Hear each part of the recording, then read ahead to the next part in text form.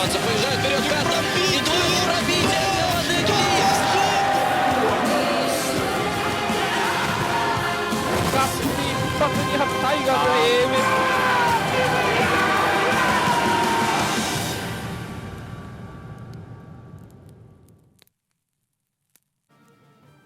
Hello ladies and gentlemen, and welcome back again to the Wargaming.net League Europe Season 1. My name is Jordi Vismesse, and on my left here I have Mojo, still Mojo, also known as Mihailo Jugovic. How are you doing, Mojo? Pretty good, as usual, I would say. Pretty good as usual. Mojo, I think before we get into the games, it's fair to say we should take a look back at all the action that happened last week in our recap video.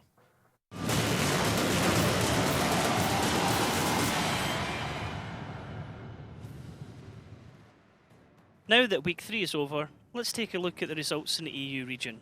Bottom of the table Legend were able to take 2 matches against Oops, but were eventually beaten 5-2. They then faced off against Rusty Roster, and despite taking it to a tiebreaker, lost 5-4. This earned them their first point on the board, however.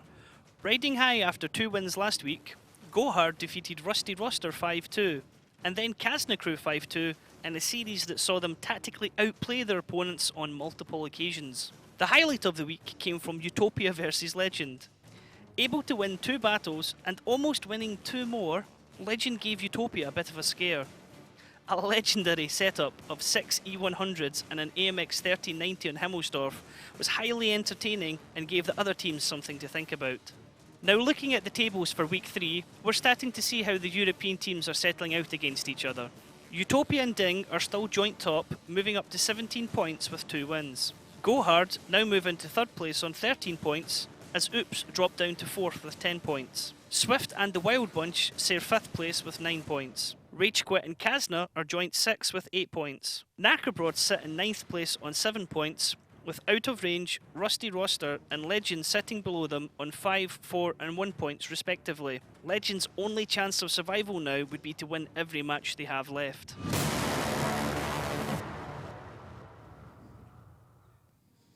Great recap there from last week. It was insane, wasn't it, Mojo? I was quite a shocker on some matches, I would even say. Well, quite a shocker on some matches, but we got even good matches for you today. Let's take a look at what we have lined up for you. First up, it's going to be the persistent bunch, like we call them, against Oops, the Tough Giraffes. Yeah, Wild Bunch and Oopsie, that will be quite a clash. Both coming out to defeats from the last match day. Oops lost to Ding, and Wild Bunch lost to Knekkebrud quite badly, even. Both are in need of points. Wild Bunch being with 9 points on rank 6 and Oops with rank 4 with 10. Only 1 point apart them. After that, though, we have Swift on the rise against Rusty Roster, not doing so well. Well, Swift is doing really well. Comparing to Rusty Roster, they're just going victory after victory, 3 in a row, I think, so far. 3 in a row, yes. And Rusty Roster was really rusty last time we seen them. They barely won in tiebreaker against Legend. Legend farming their first point. A shocker one. A shocker point there. Now, Mojo, let's get into our matchup here. It's going to be the Wild Bunch taking on Oops. And we should take a look at those players from the Wild Bunch so far. Who's been standing out for you? Who's your highlight? In their lineup, I would say Agorni is probably the key for them, together with Phenomenal. Exactly, if Agorni plays well and has a really good day, I think he can lead his team to the victory, but that doesn't happen often. One of the standard players there that I would say is Kella. Kella is doing pretty above average. Yeah, much normally. more than we expected. So he's usually in those first halves of the teams that we see, not at the top, but always there. Always there, steady very performance. consistent. So overall, balanced team. They have some less experienced players, but they're getting there, I hope. And that's why they have such score, 3 victories and 3 defeats. Now, Wild Bunch is sitting on 9 points, Mojo, and as we said, this is phase 1. If you don't know what phase 1 means, it means that after this, we're going to be dropping 4 teams. So any point here is very important. The Wild Bunch only need 3 more to secure themselves into the next phase, and it's very vital. Yes, and Wild Bunch also still has to play both Utopia and Ding, that are teams that are far, far apart from anyone else in a league, standing with 14 or 17 points now? 17. 17 points now each, which is quite more than anyone else has. So it's a rough job for them in the future, and I think they would be good to do something well now, to take some points right now. Yeah, that would be great for them if they could close it out now, securing themselves that spot. But before we move to their opponents, I had the chance to talk to Mr. Kella. Always great talking to him. So let's hear what he had to say.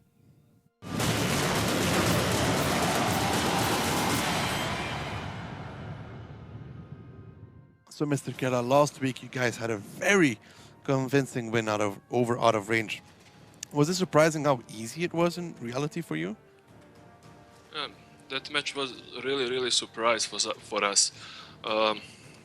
At the start, we want to try to go in tiebreaker and at least to take 1 point, but you know, I don't really understand how they have that bad match. Like even some battles was finished like 7-0 for us.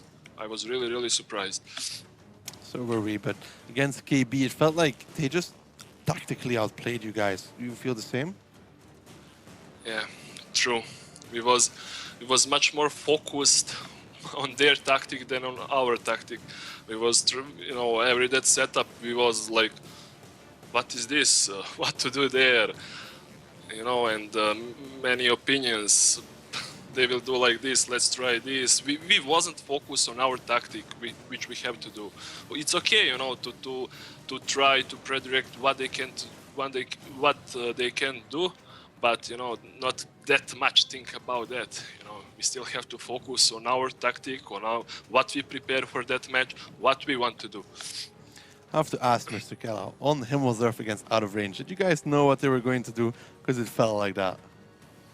Yeah, we exactly wanted that. Okay, we had luck at the start. Our batchet spot that 50 Bs there, and we just grabbed that opportunity to fast kill that I7.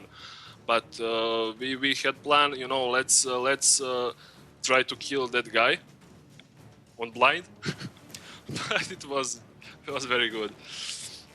Now, Mr. Kella, let's get into your matchup here. It's against Oops. This is another big and experienced team. Can you do it again? Oops. I must say again, yeah, we will play for tiebreaker. Yeah, we want, let's collect 1 per 1 point. And we will try, of course, we will give our best to take all 3 points, but will be insane. Anyway, in the Oops playing our old player, insane, he was in the Wild Bunch. Yeah, it'll be nice to fight versus them. Looking forward to that one, Mr. Kella. Best of luck. Thank you.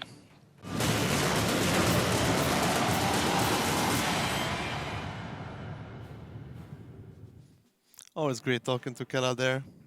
Yeah, he's a pretty cool guy, and finally he looks shaved for his terms. And he said he wants to take 1 by 1, but I think he'd still prefer if he took 3 today. He's always saying that, and then bam, Kazna. He's always and so then modest. out of range, bam. He's always so modest, like, we want to go to tiebreaker, and then they take 3 points. So it's kind of chaotic with them. You never know. They either really do brilliant, or they just play so horrible that the match is really over fast. So we will see which one of the Wild Bunch we will see today. Hopefully the one that takes all 5 rounds. The wildest one. Wow. The wildest bunch. Let's take a look at their opponents in this one, though. It's going to be Oops here. Mojo, so far, I've been impressed, really. Melan has been stepping it up almost every single match day. Even sometimes he said he didn't feel like he would play it well, but he's always top damage pretty much for their team. Well, it's a team of talented guys, but they still, although they are not new to the Gold League, it looks sometimes that they have to mature. I mean, in a match against Legend, we've seen them get capped twice. Twice. Not once, but twice. 2 games in a row. So that's not kind of a small mistake. Really a lot of talented players like Spoink, Insane as their leader now. Then you have, of course, Mainland and so on and so on. I'll go from the newcomers. A lot of guys with a lot of potential, but they still have to prove themselves. They have to prove themselves. I'll go on that tier 8 Lightning. Always watch out for him. He's been playing really great on those. Now, question I wanted to ask. Last season, Oops played with Grossa. Grossa, we know, we did a lot of their tactics together with Insane. Now, Grossa not being here, is that maybe the maturity they lost in the team? Who knows? We've seen Grossa do a comeback against Ding. It was a really close match. One map decided it particularly, and we've seen a lot of inventive things in that match, like tier 9 RT in every map almost. Didn't work out for them. It didn't work out, but it was close match. It was 5-3 at the end. But so far, they've taken Kazna to overtime. They've been pretty close against Ding. Yeah, and let's say the top teams, they only have to play Utopia less. Else, everyone else is around the mid table. So I think there is huge chances for them to be in an upper part. Yeah, there's definitely huge chances for them to be in that upper part. Just like with the Wild Bunch, we had the chance to talk to Melan from Oops. Let's hear what he had to say.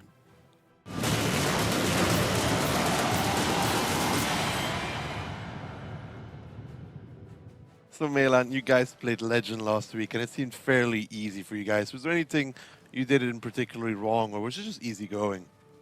Well, in the matches that we won, we didn't play flawless, but it was enough. So maybe not even close in the most games. But from the matches that we lost, we got capped because we were just too slow on the rotations. And if you don't have airstrikes to reset the cap, then you just lose games as this. That was unnecessary, but we learned from it. Yeah, no airstrikes, no win, Melan. That's a very easy principle. Always stick by that one. Now, after that, you guys played Ding, and you tried some interesting stuff, one could say. Spoink Mountain going in an E5 on Cliff. Again, like against Kazna, it was close, but you didn't manage to close it. What went wrong in that match? Well, as you mentioned, this E5 tactic didn't really work out for us. We tried to build a tactic around that E5 boost there, but didn't really work out that well. But yeah, as in the previous matches that we lost, it's personal mistakes, I would say. It's not our rotations. Those are on point most of the time, but it's personal mistakes, then coordination, like micromanagement, and like team play. Yeah, but we have to work on that, really. So Melan, so far, I think it's fair to say you're doing really well in damage, putting out a lot of good performances, kind of missing other people from your team there. I mean, is this an issue you guys feel is there as well? Because it seems like you're performing, but the rest of your team sometimes not there. Yeah, I kind of feel the same sometimes. Just only one or two players performing from the team, but that's not enough. And to be honest, I can't really find the issues at the moment in the team. Just players not performing, and we are trying to train as much as we can, try to specialize on positions so everyone can play the maximum role in the game. But so far, not working out. You guys tried a lot of M53 RT tactics. Like, I thought it was very interesting to see, but it didn't really work out. Was it the playstyle of Ding that made it so you couldn't use it, or was it just a bad day for Insane? A bit of mix of both. I mean, if you take RD, you always have to pray to the RNG gods and hope for some good damage. But also Ding, when they see us in an RD, they play fairly aggressive because, you know, we are one thing down by default. And yeah, Ding kind of countered it, but also unlucky for Insane most of the time. So, Milan, what do you guys still need to do? Because the same issue is continuing here. You guys seem really good 1 point, and then really inconsistent the other. What does really needs to happen now, coming to the later stages, to fix this? Well, we don't really know. We are trying to improve our coordination or micromanagement as much as we can, like including focus fire or shielding and sharing HP. And like this is, I think, what we are lacking the most at the moment. Yeah. Now, Milan, let's get into your matchup. It is going to be against the Wild Bunch, a team on the rise so far. Are you guys afraid of them, or do you think you still have the upper hand? Well, they bet Kazna, so they showed what they're capable of. But I think in that match, it came more down to the bad play of Kazna, and so we are not really that impressed by it. But still, we are gonna prepare well for that match and try to play our game there. I thank you, Milan, and best of luck. Thank you as well.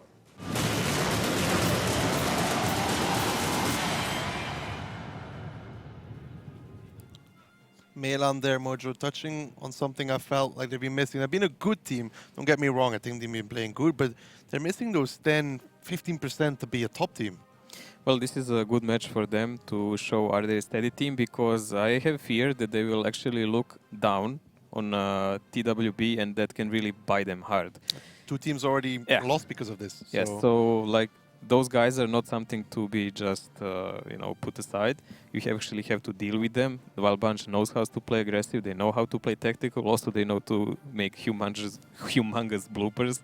Especially like we have the first map Ghost Town. We've seen how some of their players made mistakes there last time. It cost them really dearly. So yeah, if Oops plays normal, I think they are better than the Wild Bunch. But if they give a slightest understatement, it's not going to be well. Now, Mojo, you touched on it already. Our first map here, it is going to be Ghost Town. Let's take a look what both teams have prepared for us in tank compositions. You can see here the Wild Bunch. They're actually deciding to go with artillery here. What do you think of this one? In defense, going back to the old roots, they were kind of experimenting last time, and they took 2 Conquerors tier 9. And if you remember, Dudolinho heroically ran in front of his own teammates and got blown up to pieces. So that was not a good defense for them. On other side, I would say, well, the last time Oops played this, it was against Legend. So it was not a really good test for them. They had a bit different tanks, but this is more or less the same setup. Yeah, I kind of like the composition of T57 and AMX50B. We know that 57 now, since they got the HD model, it's a lot more bouncy. Yeah, they have 57s and they used some other single shooters then, but this is it. This is a decent meta now. You have a lot of Clippers. 57 is a bouncy tank, and we've seen how they work even with the 4 in a combo when KB played. So yeah, this is an interesting setup for a top. You can cap, you can fight, you can reload, run away, all around. Gonna be interesting to see what Oops decides to do with that on the attack. It seems like our teams are ready, so let's get into it. The first round of our first match of the day here, it's going to be on to Ghost Town. Ghost Town. The first absolutely symmetrical map, made especially for 7 versus 7 games. The teams start the battle on opposite sides. There are numerous ways to attack here. One of the bases is located in the central square, the other one at the top of the city. The hardest battles are usually fought for the top base, and this calls for the use of heavy tanks. Sometimes the teams choose fast tanks for spotting and base capturing. So here we have it, our first round between these two. As we said, the Wild Bunch on the defense, Oops on the offense here. It's going to be Dodolinho playing that artillery piece. Now, what do you think Oops is going to, which base is he going to favor themselves towards with their lineup?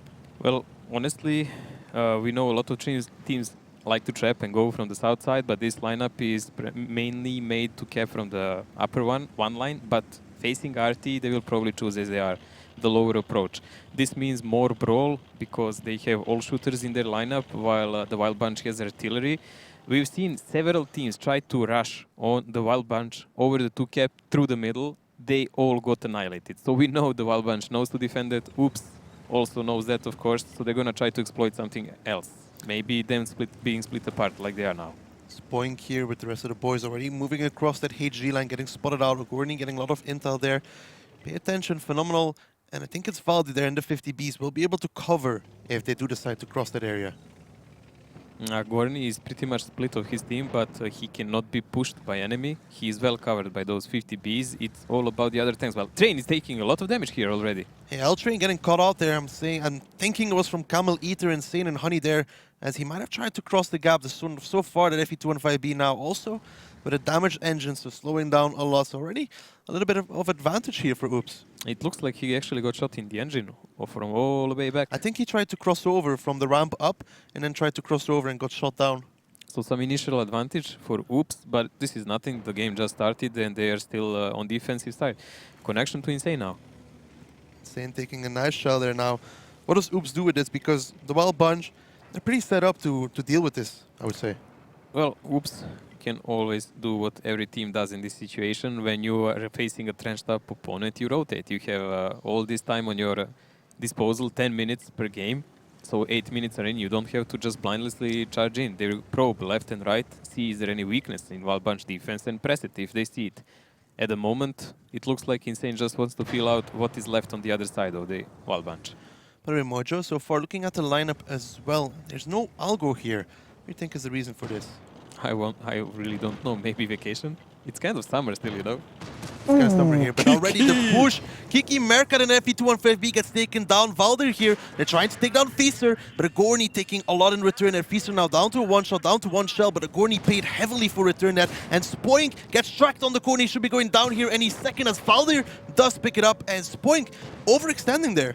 Really huge exchange here between the teams, but I would say Oops got the better of it because they are in attack and they still have the more guns here. Artillery is a kind of wildcard in this kind of moment. RT won't be able to do anything in this one as Camille pushes forward, takes down L-Train. Mr. Kella is alone here in that 1-1-3 single shooter. Not going to go well for him. Silence still has 2 left in the chamber. They should be able to pick up the 1-1-3 here, give them a nice advantage. Mr. Kella did find a hold down there, so not quite yet, but Mayland, you can see the cover there coming out. Phenomenal. Can't help his team. Oh, lucky Kella, but Honey or Insane, all they need to do is just drive to him and finish him off. Insane, a bit too eager, I would say, without the cover of his mates. The match is still not over, and the Wild Bunch could exploit this. Kella really protecting himself well. As you say that though, Honey picks up Mr. Kella there behind that hold-down position. Now, Phenomenal, he does not have reload available. It's just him and Valdir, and the RT, like you said, is not a dread in this one as Camille picks up Valdir. Now, Phenomenal goes down to Camille as well, and it will just be Dodelinho standing. And that moment when 600 HP in a team, 400 is artillery, you know where it's gone. It's not good. That 400 HP already, now the last one standing, and Mojo, I think that push from the Wild Bunch really didn't work out. And Kiki, that was weird. L-Train got punished there, and he got punished as well. As Mayland now comes over, should be able to... Oh! As I say that, Dodelinho picks him up. No good, he was gonna cross it. Well, tough luck Mayland, but someone else will have to finish this game. I would say the main punishment here came because of bad rotations from the Wild Bunch. They lost a lot of HP on both FE heavies there. L-Train and Kiki Mercat, both, one lost 1k, one lost 1.5k. They were just crossing the road, you know. Like Kiki was just crossing the road, I think, and he got tracked and pretty much held, stopped, and blown up at the same time. The push came around the corner there, those 50Bs. You could see that they took too much to trade. Agorni trading with a 50B, not working out. I really didn't like that because overall exchange when they came to the fighting was good. So the Wild Bunch was covering their bases, but that HP lost in that moment really made huge gaps in their defense because those tanks got taken out far earlier than they should have been. Also, Oops was very careful not to let RT work. They were very careful about that, so the game was more or less 7-on-6 guns. Now, we talked a lot about this beforehand with the Wild Bunch, that sometimes they like to press their advantage just a little bit too much, try to take the fight. I think it costed them, and this one is fair to say. Yes, this was a big gamble rotating like that. They just saw Insane on other side, and then they crossed the road like there is no single tank on the map left. And they got clipped 2 times from the same position, by the 57s from the same positions 2 times in a row. That's kind of rookie mistake, and they paid it with the game. They did pay it with the game. Now, at the same time, well, we look at stats from that last round. At the same time, I mean, Mr. Kella, he had a good position, but look at this. Just look at Camille and Silence in those T55, T57 heavies there. I mean, that free farm for those 57s, 3 clips doing each, 400 average damage, pew pew. There is a big punishment there for the Wild Bunch. Kella actually miraculously survived that long behind the corpse on 19 HP, if I remember correct. Yep. It was really good for him. Now, we talked about this beforehand as well, Mojo. We see the players we highlighted here. We saw Phenomenal, L-Train, Mr. Kella, but look at it, Agorni. I mean, we talked about it, he has to do a lot of damage as well, and in this one, only getting 3 shells. It's not really a best game for him. Also, look at this Kiki on that tier 10 FV. Constant damage dealer that is supposed to work while all the clippers are reloading. Dead with a 0. It's not good. I mean, let's face it. That single shooter FE215B pumping out a lot of damage over time, but he can't do anything if he gets instantly blown up. Yeah. So better luck next game, and I would say better thinking next game, actually. Now, why do you think the Wild Bunch decided to go so aggressive when they're playing with artillery? I mean, didn't seem like the best option. They should have played maybe perhaps more of Dodelinho. To me, it just looks like some kind of beginner mistakes, like they're not warmed up and they didn't pay attention to their positions. Like they completely ignored those 57s. I would say 2 clips each. Yeah, those 57s paying dividend there from Oops. Almost ready for the second round here. We can take a look at the tank compositions. can see that it's going to be the Wild Bunch with double T54 E1 here, Mojo. Well, now we have the Wild Bunch attacking and Oops is defending. This is a kind of a harder setup from the Wild Bunch than they used to play before. They played with IS-7 and 2 tier 9 Batchats, but now they have these 2 tier 9 American, let's say, mediums. We've seen them used before, by Ding especially, if I remember correct. So it's kind of hazardous. They can pump out really a lot of damage, but if you don't position them well, their turret is easy to pen. And they cannot rotate as well as Batchats. For anybody that is not familiar with the T54E1, it does have 4 shells, Mojo, around 400 damage each. That's 3.2k damage, after which they are pretty much HP pool. It's one of those weird lines which goes through something, then on medium, then it ends up on tier 10 heavy. Yeah, never understood those. So those T54E1 is very important to get all their shells out. Oops in return is though bringing the tier 9 Batchat and the T10. Big fan of those tier 9s. It's pretty decent lineup here by Oops. This is really balanced because they can spot around with a tier 9 Batchat. It's same lineup they played in last matches. So this is their standard. Does seem like our game is ready, so let's get into it. Oops currently sitting 1-0 up over the Wild Bunch. Now going to be on the defensive side, the Wild Bunch on the offense. What kind of start are we seeing here? Well, Oops is trying to cover their one cap. I guess they don't want to get capped by anyone else ever again in their lives. I think they had enough of that. This is priority defense here. Spoing aggressive push through the city to check out the action. Is there anyone coming there? Should they rotate immediately? And we have the pressure from the Wild Bunch on the same side. If you're wondering why Spoink does this, this spawn allows him to drive through that D5 position, spot those heavies, get a lot of intel, and then back off in time back towards that one line. But look at those T54E1s, Mojo. Perhaps a little chop? Nope. As I say that, they get spotted. This is the position that was used in last game by Oops, by those T57s, so they can get pretty decent angles. What to do, but here we go. Some kind of pressure is on. Already Kiki Merkat getting wrecked there from the side as he goes down to Feaster. Now L-Train as well in that 1-1-3. Not sure what they're trying to do here. He goes down as well towards Honey. That's 2 tier 10s down already from the Wild Bunch, just driving forwards. Now these T54E1s, they want to bring back the damage, but look at the HP pool. The Wild Bunch already drops so much. They do take down Spoink in return, but they don't have enough shells to take down Honey. Oh, Honey will chase them and punish them down, but what was that push? Kiki and L-Train just going in a crossfire for nothing. Kiki and L-Train didn't seem to expect the positioning, and those 350 Bs, you could just see the fire they put them to the side. Now Valdir's trying to run, but the 50 Bs, they are off reload. Almost there, Feaster Petsak as Meilan picks up phenomenal. Mr. Kella is going to be the next one here as he goes down to a one-shot, and Camille will be the one to finish it. Now Valdir on the run, Feaster on the chase with 3 shells left in the chamber. Again, around, falling apart from the Wild Bunch here, Mojo. I really don't understand these moves. If they keep playing like this is really a 5-0. But for Oops, I mean, this is really careless at the moment. They're just taking damage for no reason. There is no rational explanations for anything they've done so far. And that will be it. Insane now quickly picking up the second round here from Oops. And again, that push, Mojo, that was they seem to be thinking, they knew what Oops, the only way they can do this push is if they know the positions from... Honestly, they just pushed one by one, and... it felt like a counter. It felt like they thought that Oops would be on the southern side, which they weren't. Yeah, but how can you play a counter if you actually didn't spot the tanks? They tried to play a blind counter, I guess. It's just nonsense. It's really a bad call or bad mistake for whoever made it in that team. But going in like that blindly and saying, wow, Oops, there is Oops there.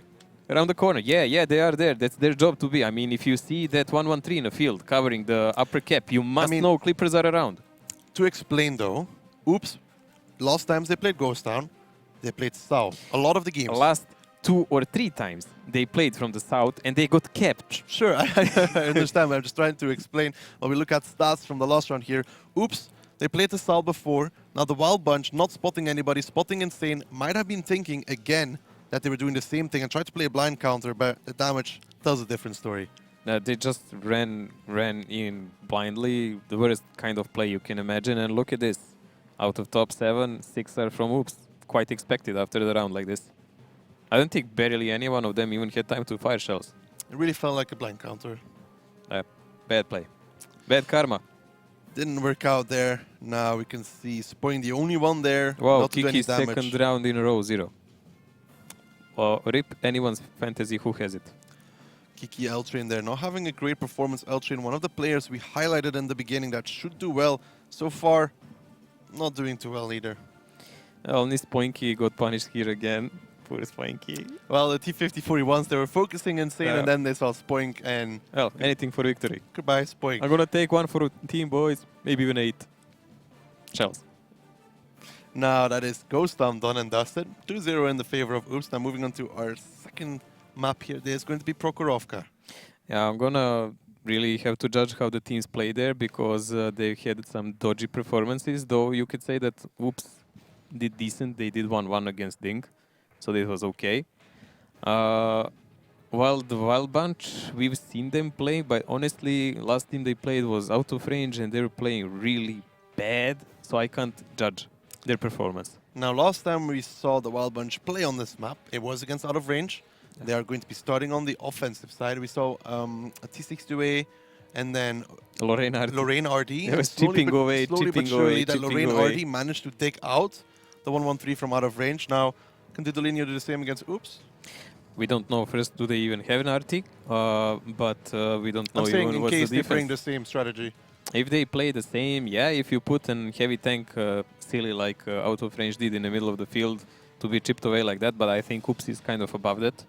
They're not a team that will make such mistakes so many times. I mean, getting capped is one, but leaving tank in the field is another thing.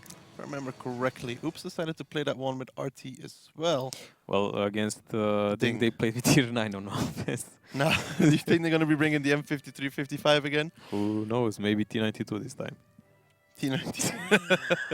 Don't think it's quite time for T92 just yet. I would not say that. But that can Insane, be a case. Insane is a great artillery player. Dudo is also okay on RD, but Insane, he's really great. We've seen it before, where he changed his games by himself. But last week against Ding, Yeah, he's an old school RT player, so like he's used to it to ESL.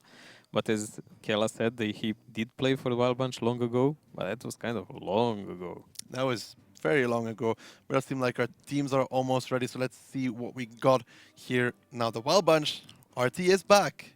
Oh wow. And for Oops, RT is back as well, but it's not quite an M53, 55. Both teams decided to bring Lorraine RT actually. Wow, it's an RT party actually here. The Wild Bunch only exchanged the grill they had last time for TVP, so I guess they think they need a bit of that burst damage so they can defend themselves. And RT can chip away anyone anyways. You don't need grill for that then. On other hand, Oops, playing in defensive with I7, RT and grill. Wow, this is like triple layer of defense. Triple layer of You defense have now. mediums, then you have kind of, I mean, heavy in the first Issue first for them line, is then though grill, that then they RT. have to send a Batcher to the bushes. Yeah, but let's see against RT how will they play. Will they even leave an I7 on open? We're gonna have to find out what Oops decides to do as our game is ready. So let's get into it. It's gonna be the third round on Prokhorovka.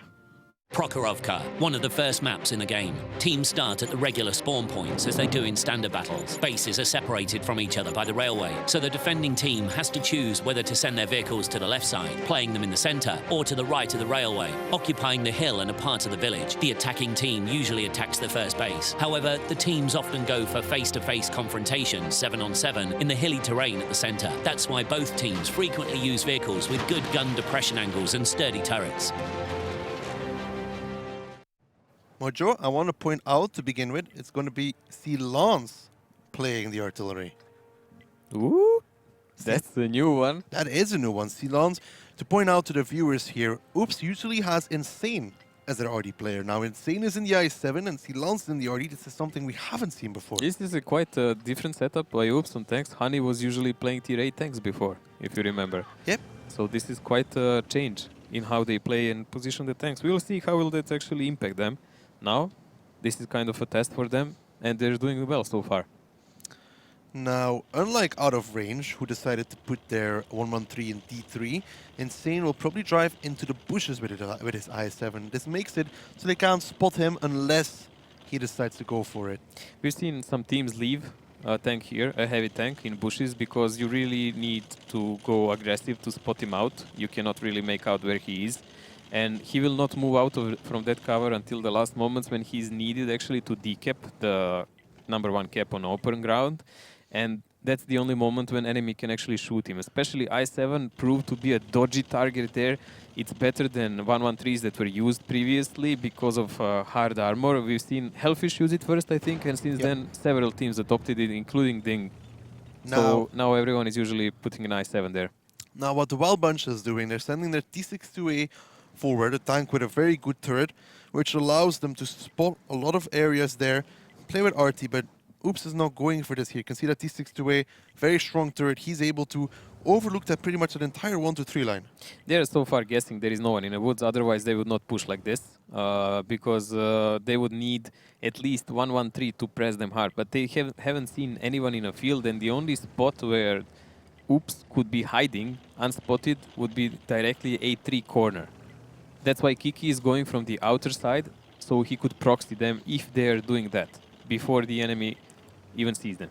Kiki here just takes the bush, and this allows him to spot the A6 position as he spots Spoink from there. It's a good position for a bad shot. Now Oops already sending 2 bad shots over there onto that 0 line. Feaster, I think, is one of those that will be clearing that H0 position, fairly commonly used here by a lot of teams. It's very interesting how much Oops is actually sticking together in this game. I would expect them to maybe take a better charge of the rail by now, but it looks like they're putting all their cards on correct guess at this case that the Wild Bunch is all in the forest. Now the Wild Bunch all in the forest, they have no ID so far where Insane is. Melan just here in case somebody from the Wild Bunch is on the rails, but as spectators we can see nobody there so far. So Oops having a very nice control so far from A6 all the way down to K7 here. Well, map is now evenly divided, 50% blue, 50% red, and now the plays will come in effect because the Wild Bunch will start cap pressure any moment. Gorny there, Insane gets spotted, lands a nice shell onto him now. Oh, lucky bounce. How are they going to deal with this I7? Well, if they knew where he was, they would probably have a better planet effect. But Insane is really taking a really, I would say, even strange. Yeah, he doesn't even actually have to decap himself. No, they have 3 rounds in that RT, so Insane is just trying to spot here. And they ran out of the cap immediately.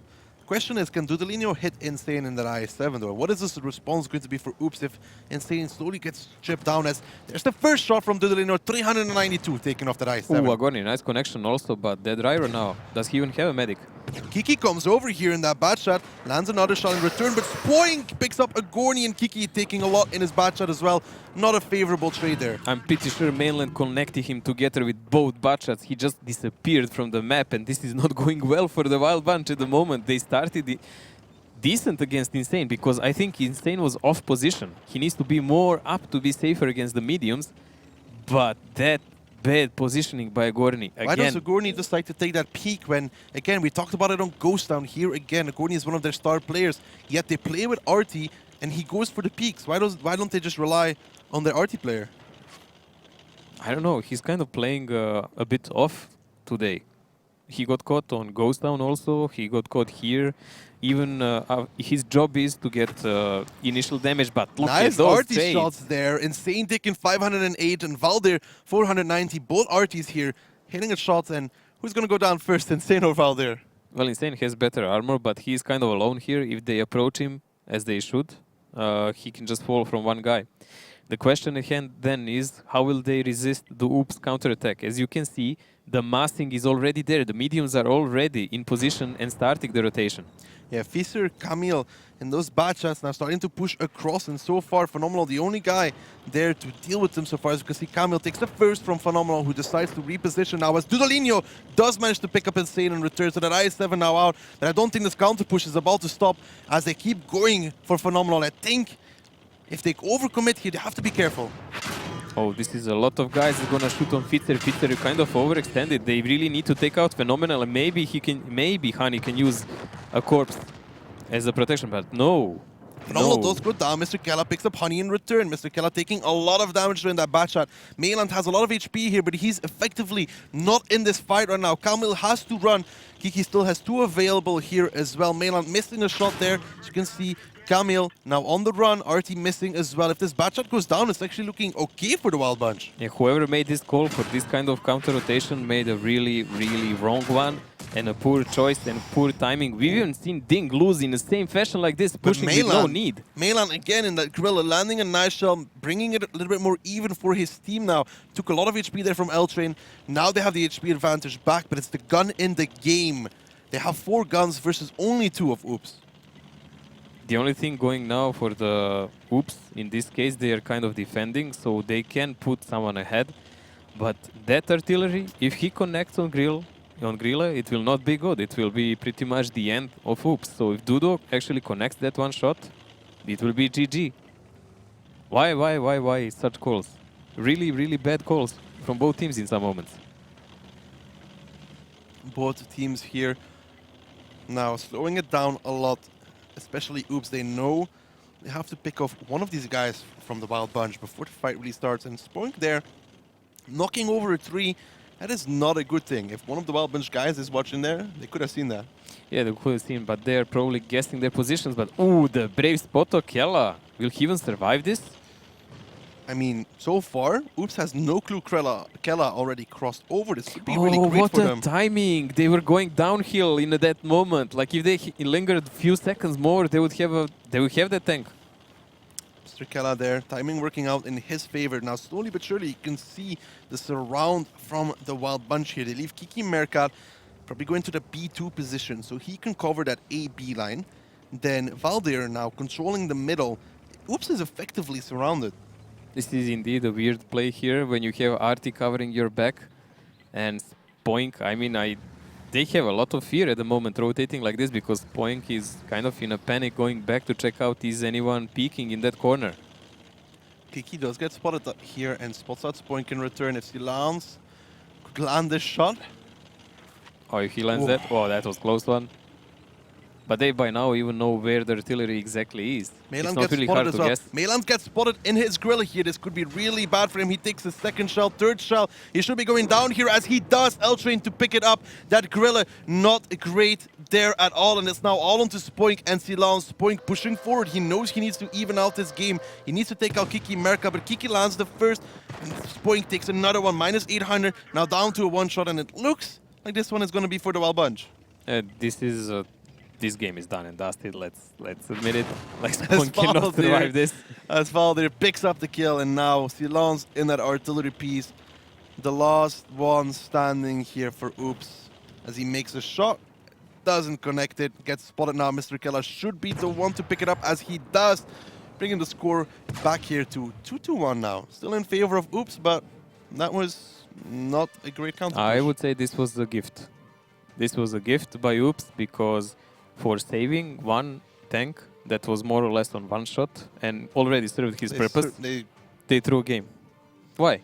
If they even triggered the cap after Insane was dead, they had so many solutions in that moment. Also, the fact that Insane died there at that point by Artie was very crucial, because once Insane died, those two guys were pretty much free to do what they wanted. Yes. So, kind of, they wanted to stop initiative of the Wild Bunch before Insane dies, but they allowed themselves to get spotted too early. And if they got spotted, they should have run away. They send all the guys all in. They cross that road, and anyone can shoot you from any part of the map when you are trying to fight on that road. Now, like, why you're did not they in decide default, to you're not commit anywhere. that far? Because I was talking about it right there. If they overcommit, it could be bad. Yet at that exact point, Feaster drove over into a crossfire from the Wild Bunch. It's just a call made from the team. Whoever made it did a bad call. There is nothing else to say here. It was really a bad judgment. He should have at least aborted them. At least. Because once they were spotted going there, it's suicide. Everyone can shoot you off.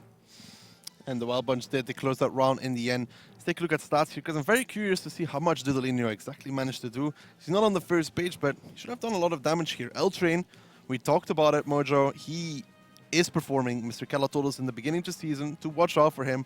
Again, Phenomenal is there as well. Kiki, this time not 0 damage. And let's look at this. Mr. Kella, a guy who usually never plays mediums, one of 2 top damage dealers in this game. Again, I have to emphasize, Corny, so far on all 3 rounds pretty much. Oh my god.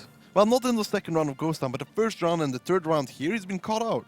I mean, he's supposed to be their superstar player. Yeah, both artists when you watch damage-wise, were more or less I thought Duo fear did a lot factor. more. Yeah, they were kind of a fear factor more than real damage dealers. It's usually like that with Artie. When you think Artie will chip you away, it hastens the decisions of other teams. The thing that RT does to a lot of teams is it ruins their initial tactic in a lot of cases. Yeah, I guess they didn't expect to have an Artie against them in such a lineup. Even though they kind of should have expected it. The Wild Bunch, they brought it in their previous match as well against Out of Range. Or even like that, it really doesn't matter. I think Insane's position was not the best, but I guess he was trying to hide from Artie because on upper part he's an easier target for Artie. But it just doesn't work out. You know what made me wonder? Watching Insane's play, why did he shoot a Gorny? I mean, he wasn't spotted at that point. He decided to shoot on a Gorny and got himself spotted. He could have waited maybe a little bit longer, let them go on the cap, get Artie to aim and then shoot. Yes, there was a possibility of that, but that was his choice. And also their choice was to push like that. It was a bad one. They're going to live with consequences and play another side. Let's forget about that round as we now move into our fourth one. Let's see what we got for our tanks. Now, Oops is going to be attacking, and they decide to bring those tier 9 Bacha. Now, I'm a fan of those. I'm a real big fan of those. I am not a fan of RU251 on defenses anymore, except if they decide to put them in the bushes. But even then. Well, last time we've seen Oops play this, they had a tier 9 artist, so we're not going to compare the lineups. But this one is pretty good because you can pressure a lot and you can circle around the map, and even you can just blind YOLO in with that I7 in front while other clippers are supporting. So this is a pretty good attack setup. On the other hand, we have the Wild Bunch playing with Roose Potter now. I guess they changed the lineup because last time they played with 3 STBs, if I remember correct. They got just pushed by out of range and outgunned because they didn't have enough defensive damage. They made a trap in 1-2 line and out of range push with 1-1-3. So this is kind of a change in that because they're a bit harder and they have a TVP now. It does seem like our game is ready. Our fourth round between these two. As we said, the Wild Bunch is now going to be on the defensive side. Oops on the offense. Now, Mojo, do we think there's going to be a 1-2 line defense here from Oops? From the Wild Bunch? Well, I would reckon, because this kind of lineup is, in my opinion, better for that. But they might choose, of course, whatever they prefer. Oops, on the other hand, quite visible, really pushing hard the village side. Leaving Insane here in a bush, this allows them to spot any rotation from the Wild Bunch pretty much if they decide to peek the middle or go 1-2. Interesting, this is not the first time that Oops is doing something like this. You remember the tactics with Insane 4 is spotted. Oh, he got spotted right there. That's bad positioning. But Titolinho in return has to be careful. Titolinho in that RU251 already taking a lot, but Insane now taking some as well. Insane kind of trapped on that side right now. No, everyone is going to try to utilize their advantage on the other side, and they know that Oops is actually split, but maybe they're not aware just that it's only Insane on the other side. Maybe they think it's only like 2 or 3 Oops guys here that were shooting on Dudulinho. Look at that position from Camille. That's a very strong position, very hold down. And there is a push coming in from the Wild Bunch on the hill. I don't think they're completely aware how many of Oops guys is here. Both the teams kind of counter-rotating against each other. At the same time, Oops is also rotating. Mayland's point, you can see they're on the side together with Insane. But I think the Wild Bunch has to be very careful here approaching this hill. They don't know. They don't know. These guys are out in open field covering their mates. If they push the hill, they are going to get annihilated here. It's going to be a really uneven trade. Silence as well has to be careful in that IS-7 here. If he gets spotted. I would say he should remember that his greatest defense here is not his armor, it's actually the bush next to him. And he should really stick to it and not move so much. We saw what happened last time when IS-7 was there. Now Silence already taken some in that IS-7, taking even more. We talked about it beforehand. IS-7 getting caught out completely here. Already losing half his hit points pretty much for free. Last time Oops came here with an IS-7, exactly the same thing happened. It was Insane there and he died for free. Yeah, but he was one of many in that game, so they were kind of lucky. It looks like Insane will try to clip out on Valdir here, but a lot of punishment, and he will actually end up being a victim now. Now Valdir pretty much has a almost free kill here on Insane. If he just peeks over and decides to take it, but I don't think he will. He doesn't know how many times from Oops are in the back line. This is such a strange play by both teams. In this moment, I really don't know what to say. I even don't understand why did Insane get spotted. I mean, just look at the positions the Wild Bunch have right now, Mojo. They're pretty much surrounded. But they're still doing damage now. Honey also, look, taking even more. Oops, not playing towards their advantage right now. They have almost a pretty much full surround here. You know what looks to me like when you have a wolf in a cage and you enter and you say you're surrounded. Honey Doesn't taking, look good. Honey taking even more damage in that tier 9 batch. Is ammo racked as well, so decide to use his repair kit. And you can see Dudolino on that elevated position, landing another shells. Valdir But does bad go down. positioning here by the Wild Bunch. Bad positioning. They allowed themselves to get spotted and they completely gave up on that hill. Mr. Keller here, but now he is the counter push. Phenomenal picks up Honey, but Agoni taking a lot in return. Insane actually goes down, but Agoni might be traded here. Took a lot, but is safe for now. But look at Feaster from behind. Now, gun in the game is a very important factor. Oops has more HP, but the Wild Bunch has the guns. 2 more guns even, and Camille is in reload, and I don't think anyone can cover him. It's only the question, is Kiki even aware of that? Now, Mr. Keller here fighting one-on-one with Melan. Melan doesn't have any more shells, but Spoink comes as well. 1-1-3 bouncing so many. It's going to be Feaster from behind, picking it up, but there's a lot of shells wasted. Oh my god. Kiki realized finally he doesn't have shells, but it was kind of too late.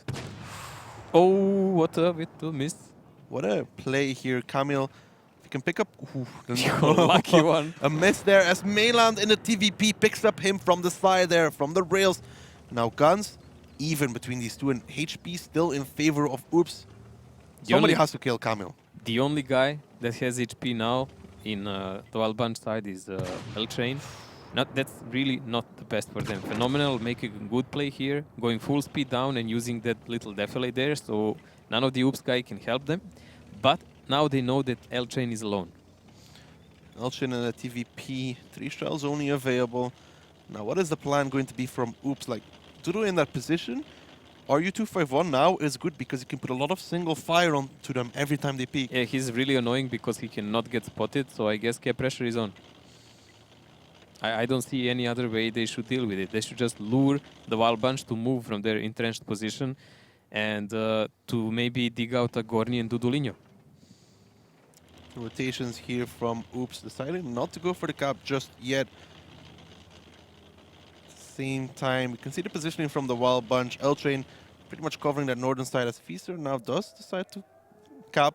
It's a normal thing. You cannot put a TVP in a cap. It's just too big. We already spoke about that. It's too tall tank. It's even a waste. It's better to keep him somewhere off so he can really burst out the damage and help out that Bachat really well. It's also kind of better sniper than a Bachat. Bachat needs 2.7 seconds to even aim. So the TVP is trying to cover both angles here. Spoink covering the F line and Melan trying to cover the E to A line. 4 minutes 30 left on the clock. The Wild Bunch has to be careful approaching this one. How do you think they should take this one? A usual way is what Oops did the last side, so they can push through there. But you see already Oops is positioning their tanks, so they are kind of ignoring the A line. And I'm really curious, why doesn't Wild Bunch even peek there and check out is anyone spotting from that side? Because in this case, since no one is, and they should just check it out. If there is no one, they could just approach the rock and decap him from that side. But then they would have to be ready to help him out because that Bachan on his own can kill any of them. They are sending Dudolino forward. That tier 8 scout is expendable. Dudolino flipped himself! He actually flipped himself in that RU251. Not like this, Dudolino. Oh no. Oh my god, what a mistake. And L-Train taking beating because trying to flip him back. L-Train taking a lot of damage there in the TVP because Dudolino flipped himself. Now Feaster repositioning. Yes, he takes some, but he's tracked. He takes even more. Feaster on the track. Now kind of trading equal, but Dudolino there flipping himself is not equal. good. It's not equal. L-Train is now stuck there. He cannot go anywhere. And he was the guy with the most HP. The only hope for them now is phenomenal. Oh, luckily L-Train knows he is not spotted anymore, so he uses it really well and runs away on time. So this is a proper 3-on-3, but Feaster has a dead gunner. So this kind of makes him crippled, especially when you're a Bachat player. Yep. It makes him usable only in close combat with that low HP. Not good for him.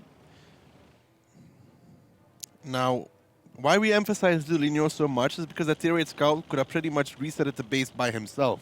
Due to a flipping, made it so L-Train had to commit. I was just cocky today and was saying, haha, on Europe we didn't have anyone flip so far, but you guys on CIS did. But hey, I stand corrected. the stand correctly now. Melan gets spotted in his TVP. He should know that it's from the bush, and then Spoink is now pushing forward. This could be great for Oops. L-Train will be making contact here any second with Spoink. Well, Spoink has him one-on-one. That's look at this. So many bushes and they don't see each other. L-Train doesn't even connect a single shell now. 2 minutes left still. This is doable for Oops here. Agorni and Phenomenal just trying to hide in the They really bushes. need to put 2 guys in a cap now and not waste any kind of time chasing Wild Bunch. And Spoik got spotted, so he knows exactly there in that area. I think he was perma spotted. I don't think No. He faded. He faded? Yes. So Spoink fading there gives a lot of intel. He's also roaming the ridge. Now, this is great for Oops in reality. Oh, this was a gift. This was a gift, like they gave the first game away and they almost gave the second one. And this is a gift back. So this is really dire moment for the Wild Bunch. Phenomenal will have to do pretty much suicidal push to deal with this. Because Agorni on this low HP cannot really be a factor in this game. Agorni has to survive as well. They will send Phenomenal to deal with the cap. Oops need 40 seconds with 3 guys in it. So he needs to get pretty much both of them reset and then some more. But Agorni gets spotted already. 12 seconds left on the clock here. Phenomenal also spotted. As Spoink, what a shell there from the backline, picks it up. 6 seconds left. 5 seconds, 4 seconds. Here comes the damage onto Phenomenal. He needs to reset and survive, and it's not going to work out. As Feaster with the dead gunner, it's going to be the one to pick it up. Now making it 3-1 in favor of Oops. Oh, Dudo, why you do this to me? That mighty Butchot armor failed. It totally didn't work out now. Reset plus surviving part, not working. Well, it's not Kaza in the cap, so it's okay. Well, what can we say about this game? So many mistakes on both sides. I didn't see this chaotic game in a while. I really don't know what was in their mind. In one moment, they were allowing each other to get spotted. Some really chaotic solo plays, solo rotations. And then, just in one moment... Valdir dying. I'm not sure how he managed to... I mean, the TVP peaked over the rails, but he should still not be super exposed to that.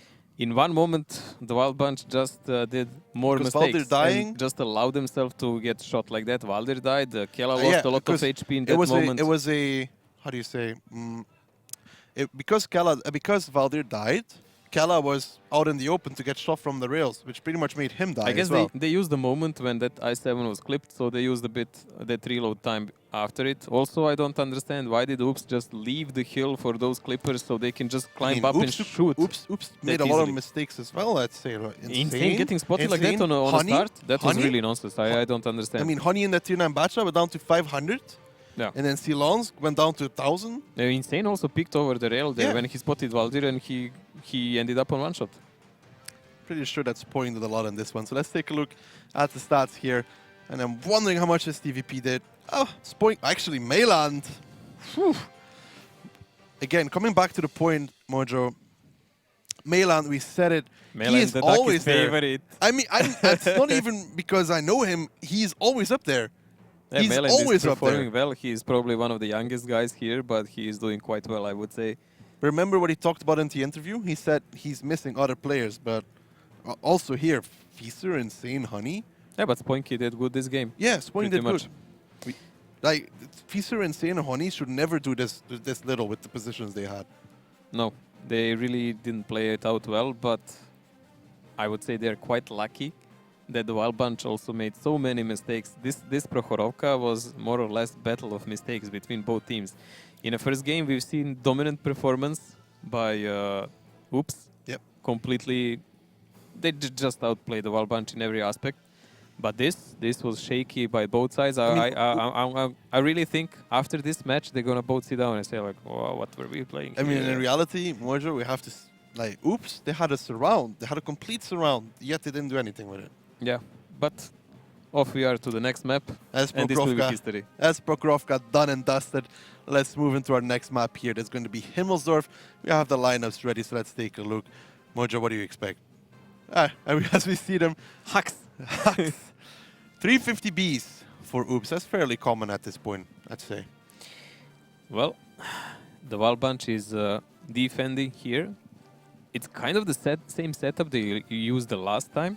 If you remember, they did a really great push and they killed Piotr on 8th line in that I-7. It was from Mula this time. Formula, are you Yeah, sure? yeah, Okay. pretty sure. I think it was Piotr, but never mind. Whoever it was a T10 blocking the 8 line, and the Tier 9 Batshot, I think Kiki was playing it, pushing all over the field. So I'm pretty sure Oops will not allow something like this. They're playing with the overall push setup that can go on any side of the map. It does seem like our game is ready. Can Oops make a match point, or is the Wild Bunch going to come back? Let's find out as we move into Himmelsdorf. Himmelsdorf, a small city map. The teams start the battle in opposite corners. Both bases are located close to each other, but in a way that you can't stay on the defensive all the time. The main attack routes pass through the hill, the alley and the railroad, but in general, the attack can be successfully executed through any part of the map. Heavy tanks and tank destroyers with powerful guns run the show here. However, a lot depends on the mobile light tanks. Hey. Welcome You back. thought you were getting a game, not just Hello. Yeah, just checking everybody's on point here. Now, Mojo, talking about it, do you think? Well, we never had the chance to just talk about what Oops played. So, like, honestly, they had an E100 and they got kept by Legend. So that's kind of easy to say they really don't want that. So they're going to prepare for that this time. Hopefully. I mean, if Oops gets capped one more time, not sure what to say then, but it does seem like our game now is ready. So let's get into it. As we said, the Wild Bunch here on the defensive side. Oops on the offense. And Mojo, what kind of start are we getting here? Oof. A really, really strong push here by Oops. Immediately trying to check out the positions. And a really standard opening here by the Wild Bunch, I would say. The same one, I think. Kiki already. Kiki already going in, but they're gonna Feaster is ready for that one, but it's exactly what they did last time. Kiki Merkat in that Tier 9 Bacha now has to be rather careful. Ooh, Insane missed though. The problem in the last game was because that support. guy on 8 line had no support, but there is so much of support here by Oops. Dudolino though, taking so much damage already in that T10. Did he try to cross over that D5, sandbag yes. ridge? Yeah. No, he just crossed D5 and Oops was ready for it. Dudo taking even more now. Oh my god, down he's to getting 19 wrecked. HP. I think Honey will finish him off. Yes, Yeah. he does. Honey picks up the kill there, but it gets traded in return from Agorni, so not all is lost here for the Wild Bunch. Still tier 9 for a spotter in a brawl in a city. Kiki is kind of stuck here, so it's all about Agorni and Valdir from another angle. Kiki has to be careful there as well.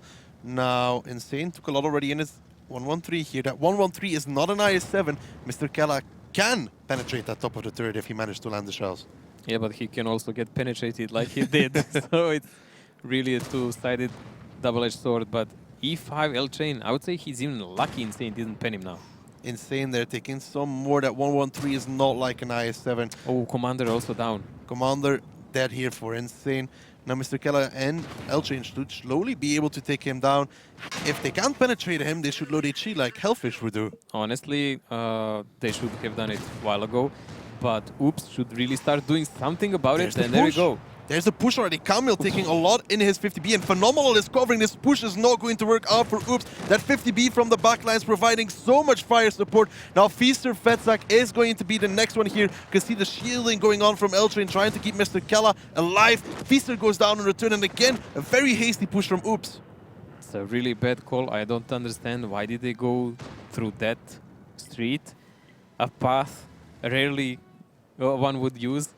So Silence may be able to finish off Kella here, but there will be they'll face 300% tanks of the Wild Bunch, all Clippers. That's not a scenario you want to end up with. Silence finally picks up Mr. Kella here. Spoing taking some damage in his batshot as well, and I think Agorni is going to be able to take up Spoing from the side there, Mojo. Look at that HP, mate. Like, it's 3 versus 4 guns. Yeah, that's fine, but all the Clippers are almost dead. There we go, Agorni now picks up Spoing. Silence pushes forward, but Insane goes down here. Phenomenal still has 3 shells left. He needs to penetrate these though, but Valdir is coming from behind. And Silence, yes, he can face Hug Phenomenal as much as he wants, but there's another 50B, and it's all but over for him. As next, oh, they actually bought on reload. So we are watching another kind of game where team with less mistakes will win the match. It was really messy what we saw now. Oops, he had a really good opening, and they should have anticipated the Wild Bunch move. Like if they see in the last match, it was identical. So it was fine. It started well with Dudolinho dying and training for light tank, but this... Balder picks up Silence now, making the score back 3-2 here, and that push, that was weird. That was honestly not good. You remember the scene where they had I7 on Prokhorovka in trouble? I mean, this reminded me of Out of Range when they played the Wild Bunch. They also pushed down that 8 line. It didn't work last time for Out of Range. Why would it work now? I have no explanations for some of the moves that the guys do. This is the second time in a row we can see a team like Oops do a really hasty decision to help their teammate. Exactly. He was practically lost already. They should have just cut the losses and deal with the rotations on the map already. Yeah. Now, it seemed like Oops, they were prepared, right, for what the Wild Bunch was going to throw at them. It seemed like that Dudolinho, I mean, they looked at the match against Out of Range, they realized what the Wild Bunch did, and they tried to predict it. Now, why do they send Insane down the 8 line in a 1-1-3? It's not an IS-7, it can get penned, as we saw. Why? All for one for all. I don't understand when they try to counter the Wild Bunch, they still make a mistake while doing so. Well, Insane didn't pen the first shell, that was kind of a biggie here on Kiki. Also, I saw no rotations from them to go elsewhere. They had quite options, like they should have went rail or anywhere, kept a limited number of tanks covering Insane there in case of some suicidal they got push. Dudo, so like really they should have just left Insane where he was. Yes, and, he's and done then do anyways. the rotations of their own Exactly. and control the battlefield. They had a rail open. Yeah, I mean, those 50Bs can very easily rotate to the rail because of their speed. Instead, they kind of tried to push down the 8 line instead of even driving through the middle. They know there's 2 tanks there. Why do they just don't drive through the middle instead? It's again a really strange game and a loss for Oops now, but finally they will... Well, let's check out what they did actually. Let's check out. I really don't understand how this happened. Mojo is confused. Let's take a look at the stats from that last round. You can see here that it is going to be Mr. Kella again. And finally, Agorni is there together with Phenomenal and Val there. Well, Agorni finally working there. Mainland also on the first page. Now, I mean, it was a very weird push from Oops. Even Spoink, he decided to drive in the courtyard, and Agorni picked him up fairly easy. I would say Agorni played it out really smart, covering their flank all the time together with 150B, so they had control of the map all the time. But look at this, that push on 8 line by Fitzer, really horrible. I think it was him and Kamil. Yeah, him and Kamil. Yeah, there was no way for Honey them to did as survive much that. as both of them. I mean, Kamil did 1.1, Honey did 1K. Fitzer did 800. It was really... I really don't understand why they go 8 line. I mean, I felt like Insane, you trade Dudolinho, you give up Insane at that point. I mean, Insane is done for anyways. We know they lost the light, so they would be 5-on-6 guys, but still they would have much bigger chances than this. They could have maybe catch the Gorni or something, at least. Yes, at rotations, least a round. crossfire, whatever. Everything was better. Well, their choice again. Now, so far we've seen 2 faces of Oops. The Oops that's in control, and the Oops that doesn't seem to know what it's doing. Well, still there is one thing going here for Oops. They won one map 2-0. So if they just play 1-1 till the end, sloppy as it is, they can say, okay, we're going to learn our lessons and we're going to be better next time. On the other hand, the Wild Bunch here constantly has to chase after a result. And they're winning the games constantly after Oops is making mistakes. Well, it's fine. Good for Wild Bunch also. Good for the Wild Bunch. Maybe tiebreaker. Tiebreaker, 1 by 1 they said. Let's take a look at the lineups for our next round here. Coming into our 6th round already between these two. The Wild Bunch going with a triple. Ooh, the IS-3, it's back, and it's not from Legend this time. Wow, what a change. Like, they completely dumped the light tank for IS-3, and they're taking FE TD instead of FE Heavy they used to play. So I guess they're not going to move away from the caps. I've not been a fan of the IS-3 so far. I mean, I think we've seen only Legend play with it. It was poor Ipurash, and he was made a forced spotter. Scout. Yeah, he was spotting the green field with that. That was kind of a fun game. Now the Wild Bunch has a lot of info with this line of what Oops will be setting up. Now, what do they do to counter this? Well, this is a highly rotational setup that Wild Bunch is playing, but they're playing it actually without Grill. Usually with that setup you see Grill, who can kind of hinder the rotations from the enemy, but here we don't have it.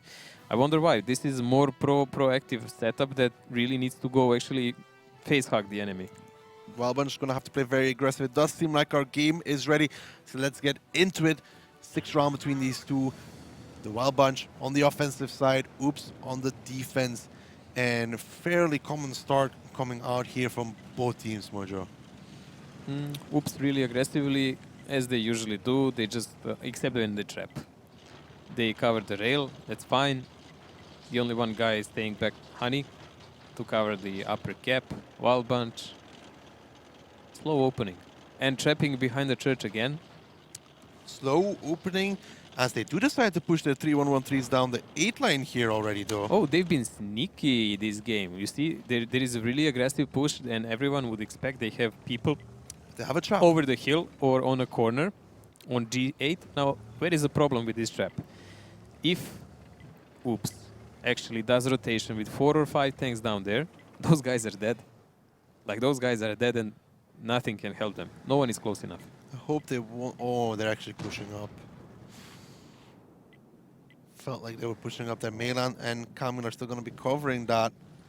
You can see L Chain was provoking some kind of reaction, hoping that someone will come in and so open himself to get clipped by a Valdir, and it just didn't happen. So we are back to the start. The Wild Bunch will go and start the pressure on a cap here. Now Honey here, I don't think he will have a good time because HE spam is always real. HE spam. Oh, nice shell there from Honey. Penetrating L Train. Now I need to see some HE shells, Mojo. Oh, actually full pen onto the side there. It works. 484 taken by Honey there. Oh, he has to be careful of that IS-3. Every time he peeks out, Dudolinho will be waiting there in that 3090 to give him a shell from the side. We've seen annoying scenes, like even when you have an ice fort there, I think Mrakar was stuck there. He was shot by guys from one side and 3090 from another. There is no safe place. There is no safe place against HE now. You're wondering why they bring HE. It will take them time, but they will kill that IS-3 at one point. Safely. You can see slowly but surely he's losing a lot of HP, but look at that. There's the push there. Spoink pushing forwards as well. But again, really strong push on 8 line. Are they ready for it though? Is the Wild Bunch ready for this? They have 4 guys already in vicinity. They have already Mr. Kala, Valdir, phenomenal. They're all waiting for this push from Oops. If Oops does decide to go for this. Valdir got spotted. Here comes a peak, but Mr. Kala is the first one in the 1-1-3, taking a lot. Now these 50 Bs need to pay dividend. Melan already taken some. I really think they made a mistake. They should have just covered Agorni straight down, not like this. This was a bad choice to go around this corner. They're losing pretty much Mr. Kala and Agorni in this one as Mr. Kala goes down to a one-shot, and these 50 Bs not doing enough here. Already Oops is up 2k HP, and oh, Kamil in the 183 comes around the corner, removes L-Train from the map. That was a big hello by him. We already said in this kind of games, you just need this FVTD to do one good shot. And look at this. 6 guys of Oops are alive, all the main players except Honey in IS-3. And the Wild Bunch is all over the place, getting shot one by one. One key mistake there. Just wrong corner. Guys, if you picked another corner, it will be better. Spoink now picking up phenomenal. Valdir here trying to do what he can against Insane. But at 50B, it only has so much ammo. With 2 one-shot left, actually, at this point, it's not much to be doing. Kiki Merca trying to cover. Valdir does become Melan. But you can just see there's still 5 players from Oops alive in this one.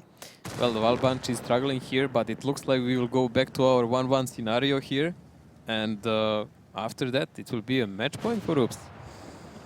Kiki will not give it up yet, though. Him and Dudolinho will try till the end. Kiki is fighting till the end.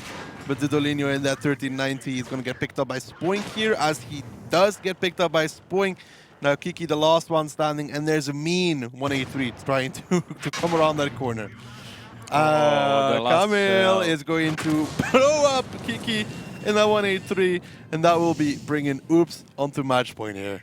It's a much better game this time for Oops, but also a lot of I luck. think he's on my fantasy team as well. Really?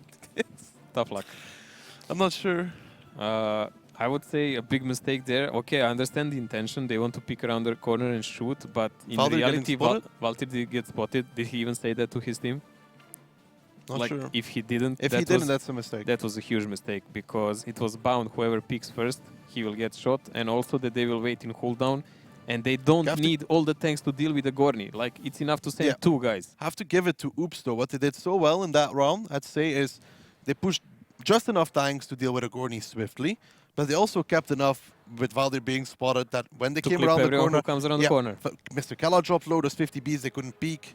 That was very well done by Oops though, to set Yes. up for that. Yes, it was this time mistake of the Wild Bunch.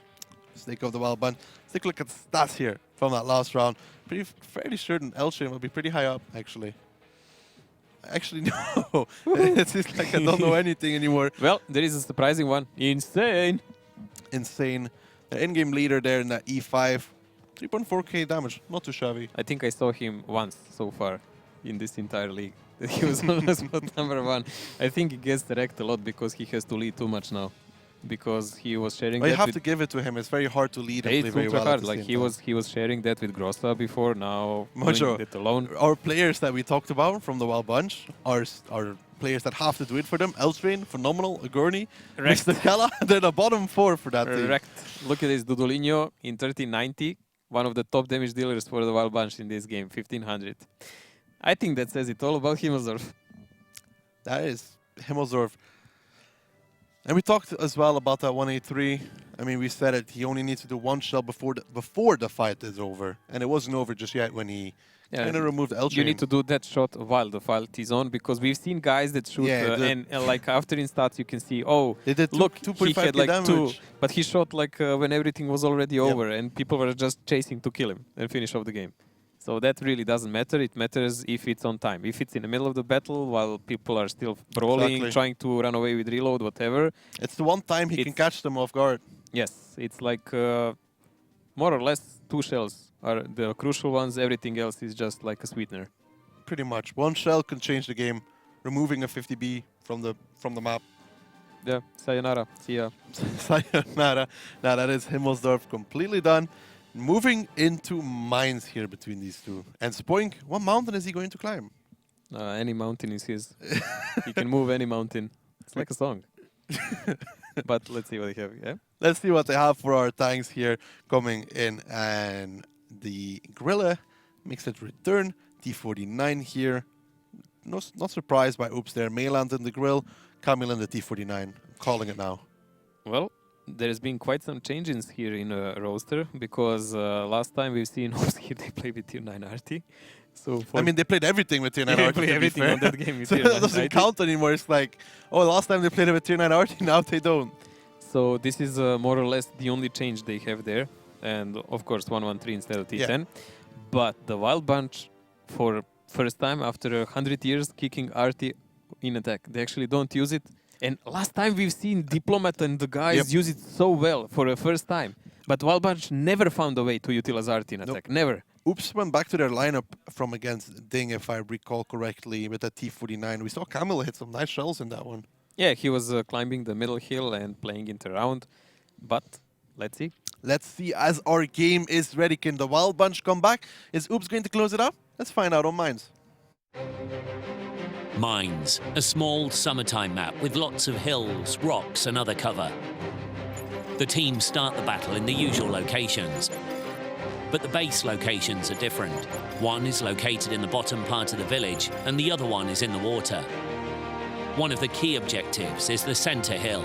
That's why the teams will often select fast vehicles and tanks with strong turrets for cover. So we can see Mr. Kella and the boys, they will be attacking Oops on the defensive. And wouldn't be surprised if the Wild Bunch take the hill first. Yeah, I don't know really, mate. They can maybe do some climbs, but they're in offense, and this lineup is kind of overall. It's not really that ultra aggressive, but Oops can do anything. They can push for hill, or they can just play defensive with this. We've seen it done many times more, but I think they will just take the climbs because there is no RT to dig them out. So 1-2 line push from Oops here though, from the Wild Bunch, excuse me. That's kind of all retro. We've seen them do that 20 times over, I think. Yeah, but Camille does take 1-2 line. He has to be careful that T49 gets across almost safely. Now, him being there is good, really good for Oops.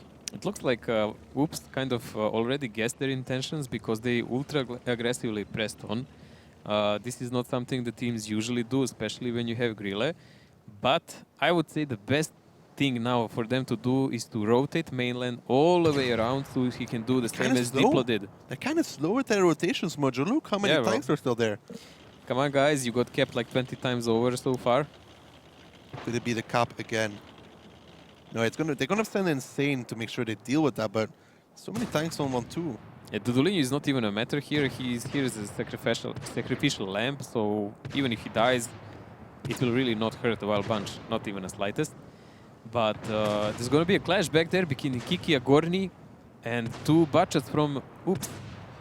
A lot of tanks here picking over from Oops. You can see Spoink there from behind. He's the Bachelor landing shells. Insane though. In that 1-1-3 takes a lot. Melan picks up Dudulinho. In return, Mr. Kellana pushing forward. Honey picks up Kiki Mercat. And there's another Bachelor focused out there. Yes, going to lose. This is just a cap. This is just a cap fight. The main fight is there where the Butchets are. Who wins there? He wins the game because the heavies are just stuck in the water after that. Agorni trying to do what he can, running around the mountain, but I don't think it's going to be enough for him there. You can see that Bachelor. Actually, they're all on reload as Agorni now comes in with 5 shells. Wants to bring back the pain. Fitzer has some shells, but he's shooting on the wrong side. Fitzer is completely ignoring Agorni here for nobody knows what reason. Phenomenal picks up Honey. Oh, what a lucky shot! As he snaps his turret, picks up Agorni, and it does look like it will be Oops in the end, though, as Mr. Kella and Valdir, the last two standing. Spoink picks up Mr. Kella and Valdir. I think Swift to follow. Spoink does it. It's gonna be Oops. That was a quick round. That was one hell of a round. As Oops now, they going on to 5 rounds, they pick up the 3 points. Everything we've seen on Cap is just pressured, and Oops send enough tanks to deal with that. That's fine. But the main push was from the back with a lot of Butchets trying to deal with the forces that are covering them. And after that, we saw, like, you can just clip them in the back. That was okay by Fitzer up to a moment when there was a guy coming from his back on one shot, and he's blind as a bat ignoring that. Like, total focus there. And then there is no one behind. Then the snap just completely snaps his turret and manages to pick it up. It looked like a bit like a Counter-Strike. But it is going to be Oops now. I mean, Oops did it fairly well, crossing that T49. Camille did take some damage. He stayed alive, got the resets, then Spoink from above, Insane from the front. Yeah, they didn't allow any game to get capped this time, so we are very glad about that. That's really huge improvement. They will never get capped again. Never ever. Even if they get shot to pieces trying to save a wounded lamb somewhere. But at least they won't get capped. Saving Private Ryan. Second part here live. Well, guys, it was a good game for you, but really sloppy in some moments. I would say they overextended 2 times. A very quick match. Yes, very quick match. 2 times they overextended, tried to save a guy that was practically already dead, just limping there. So I guess that is the second part of lessons to be learned. After no capping allowed, don't help the dead guys. Don't help the dead guys. Let's take a look at the stats from that last round, though. And it is going to be Spoink. No surprise there. I mean, he wasn't in the batchup, but he was in. Oof, Camille. Hello, Camille. That T49. 2.7k damage. Not bad. Unreal. I think I saw his reset in one moment yeah, for like 700-800 on some heavy. I was like, why did he do the rest of his damage? I guess he was doing that regularly. We just didn't see it. Nice damage. That was very well done there by Camille. T49s, very rarely you see it go that high. I mean, he needed some pens for that, but I mean, there's a lot of issues here from the Wild Bunch on that side. Again, Dudulinho in his RU251. Mojo is above 3 players here. Ooh. Insane. Well, significantly, he's usually around there, but he was sent there as a victim, so it's not really big for him to have a low damage there, but Kella and the guys got wrecked in a cap again. I think they're just playing too standard sometimes. How many times have they pushed 1-2 line on mines? Because they won it against Kazna. Yeah, but ever since then, I've seen them do it like every time almost. I guess from the start, as we see in the opening, it looks like Oops guessed it immediately because that's how they send their tanks. They were kind of slow in rotating back south, but I really just don't understand Grill. Why didn't they just rotate him back? Because he did, but it was super late. It was really late when he did it. Yeah. Like immediately when they saw cap pressure, they should have just rotated him back through the base, and he would have perfect shots for decap. So I guess they had even a bit luck because the Wild Bunch guys were not covering their back enough, just with 2 guys. So it wasn't enough for the Wild Bunch in this match as they go down to Oops. But let's take a look at the post-match stats. as we start to wrap this one up. And I mean, I don't want to say Ducky's favorite Mayland. I mean, it's not just that. It's just he's always up there. It's every single time it's Mayland for Oops. And it's going to be an issue at one point if he doesn't perform. I know, Ducky. I heard you when you took an FM Mayland. Mayland. He has that in a soundboard. He goes like on Teams, he goes like, when I say Mayland, it's like, oh my god, Mayland, please. And Kamil here. I mean, the last game he played a light. It really It didn't matter. Look at this. His damage, it doesn't matter if he plays D49, he does exactly the same thing. But like... Of the standard guys, of the Wild Bunch, Phenomenal. Phenomenal and Kella are there. Yep, And but Nagorny is not there. Missing L-Train. L-Train, another great performance. And Nagorny, we expect more from these two players. I mean, yes, they're still okay high up in their team, but it's not enough from them. We expect a lot more. Yeah. Well, Hani down there, like he played a tier 8, but he is really not a lucky guy in this match, I would say. The Wild Bunch kind of got outplayed really hard. The Wild Bunch got really outplayed here by far. It's not going to be their match where they secure themselves for the second phase. No, they will have to fight their way through. They still have a actually match against, I think, Rusty Roster and against Legend. So that's good for them because those guys are pretty much the bottom of the league at the moment. But they have to fight Utopia and Ding also. So unless they pull like epic Another surprise, Kazna. yeah. But in all honesty, when we watch, they've beaten Kazna as surprise in out of range. But both Kazna and out of range are really lacking, and they're not looking really good at the moment. Both of them don't look good this season so far. So the Wild Bunch still has to work on their survival here, while Oops is already secure and they're good to go. Oops can start thinking about their future matches here, as the Wild Bunch is just going to have to do a little bit better in the next one. But that was it for this match. When we come back, though, we have another great one. It's going to be the Swift, the team on the rise, taking on Rusty Roster. So don't go anywhere.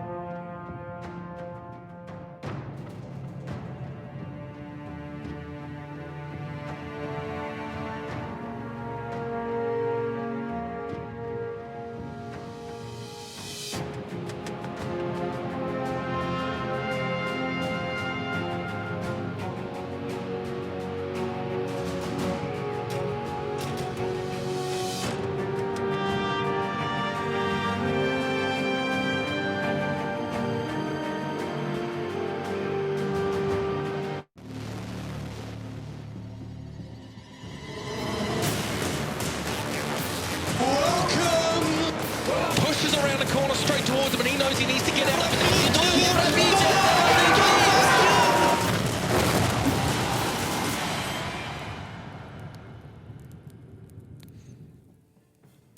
Welcome back, ladies and gentlemen.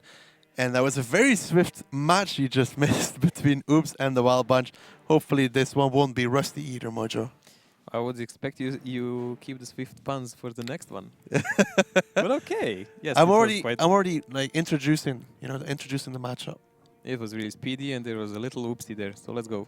Oh wow. Okay. Oh, So You're not the only cheese here in the game. so our matchup here is going to between Swift and Rusty Roster, Mojo. Wow, what a matchup here, let's say. We witnessed the last games of Rusty Roster when they really went in clash with Legend. It was a long one. You had the fortune to cast it. I know you're very happy and excited about it. I almost rage quit. Okay. Well, we are hoping for some faster game here in this case, but knowing the slow approach and all around checking out of the map of the Swift, this might be a long one, so brace yourselves. Yeah, it won't be such a swiftly game, I think. Oh my god. I think we already did it. Just a tad.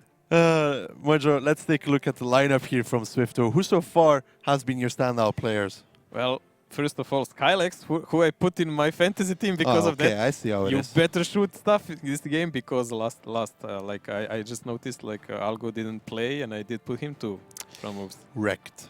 So Skylex for sure. We've seen a rise in Road. Road played actually quite well last game. He was boosted from tier 8 light finally to tier 9 and 10 tanks. Keep that and for he the interview, performed. Mojo. Keep that for the interview. We asked him about that. Really? Don't spoil everything just Totally yet. cool. Don't spoil everything just yet.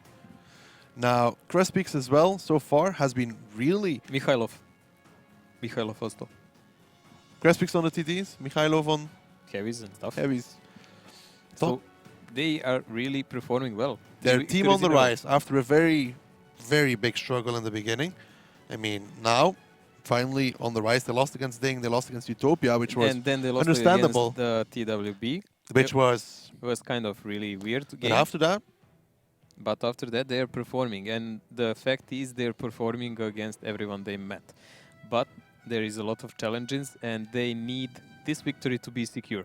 well, it's again proving themselves that they are worthy of that top 6, top 8 to bring them to the second phase. They're 5th. They were before this game that we just To keep witnessed. them in there, obviously. So they're doing really well, actually. Yep, they are doing well. Mojo, talking about Road though, I had the chance to talk to him. So let's hear what he had to say.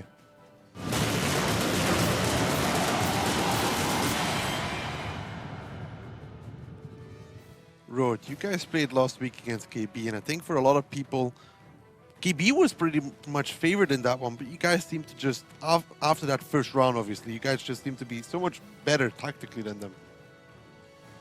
Well, yeah, I don't know. People maybe thought that they were favorites. We thought we are favorites, and I think the result was just as we expected. It wasn't an easy victory. It was 5-3, and it was even 4-3. Of course, at the one moment, it was pretty close, but they played well. We played better, and that's it. And afterwards, you guys played against Rich with the very aggressive team, but you guys seemed fairly able to manage their style. Rich Quid never really got into that match. Yes, we knew that they would play aggressively. We knew that they would play fast, and I think we found a way how to play against them. We really dictated the pace.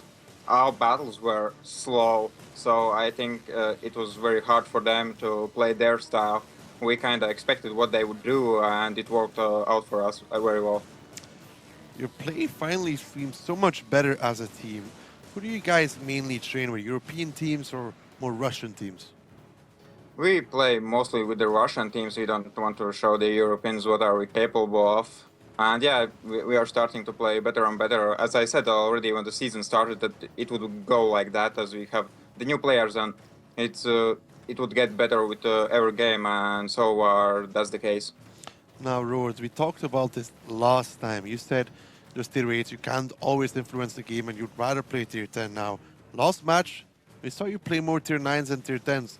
You feel this has been a good change for you because we saw you actually perform pretty well on those. Yes, I really liked it last time when we played with the Rage Quit. I played the tier 10s and tier 9s a bit more, and it worked out well, great. So I think you might see me on the tier 10s a bit more now. Was this a change you propose, or was it like something, a team decision for you to play more tier 10s? Last time it was kind of just, I don't know, somehow I just switched the players. There was no particular reason, but after the last match, now we are talking about it, and the team said that maybe I should play the tier 10s a little bit more, yeah. Probably happy about that one now.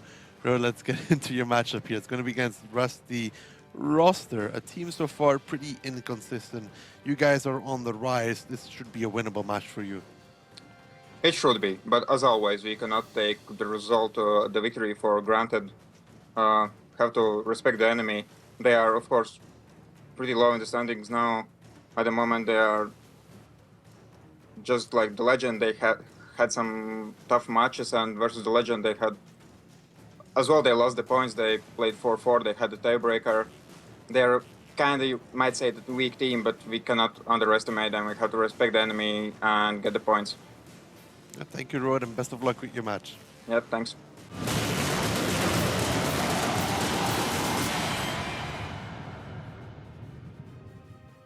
Mojo, so far, really loved talking to the players. They give so much insight into a team. Yeah, Rode is really informative and funny guy, and he's actually playing better and better. Yeah, he Cool said for it as well. It is what he said in one of the first interviews I had with him. He said to me that it would take some time for their team to start really rolling and to play together, which seems like it's finally there.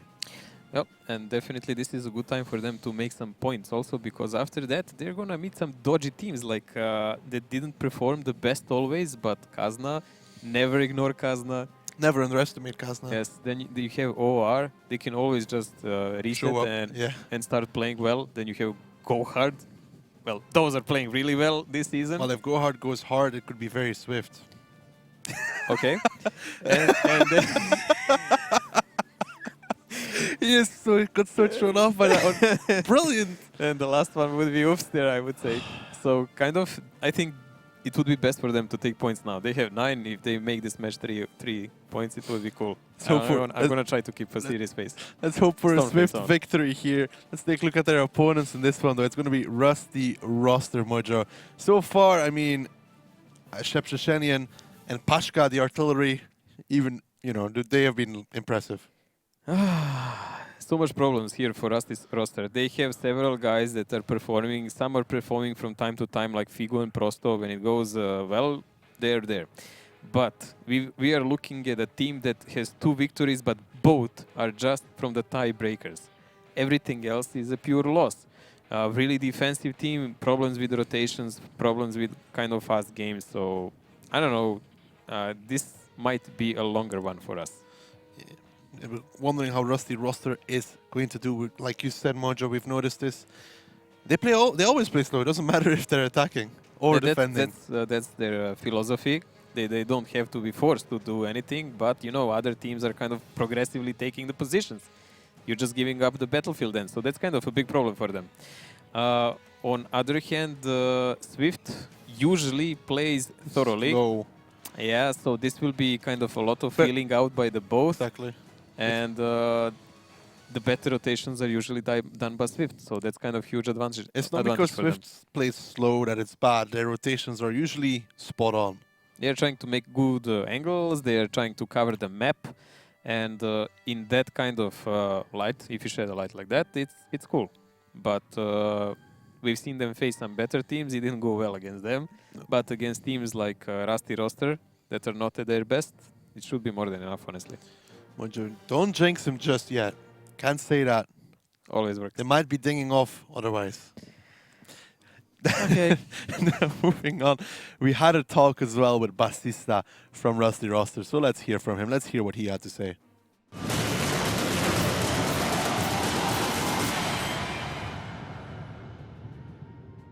So Bastista, your last match, your first match last week actually was against Go Hard, and they managed to take that in the end. What do you feel were the mistakes you made? I don't really know about our mistakes. I think we've got a pretty good plan for this game, and just throughout the game everything went wrong. I mean, the first map, Mines, was the worst for us because we were really well prepared for that, and we just went into a trap and that was really foolish of us. And I don't know, but I have to give it to Gohard that they are playing really well this season, and I don't know if anybody expected that.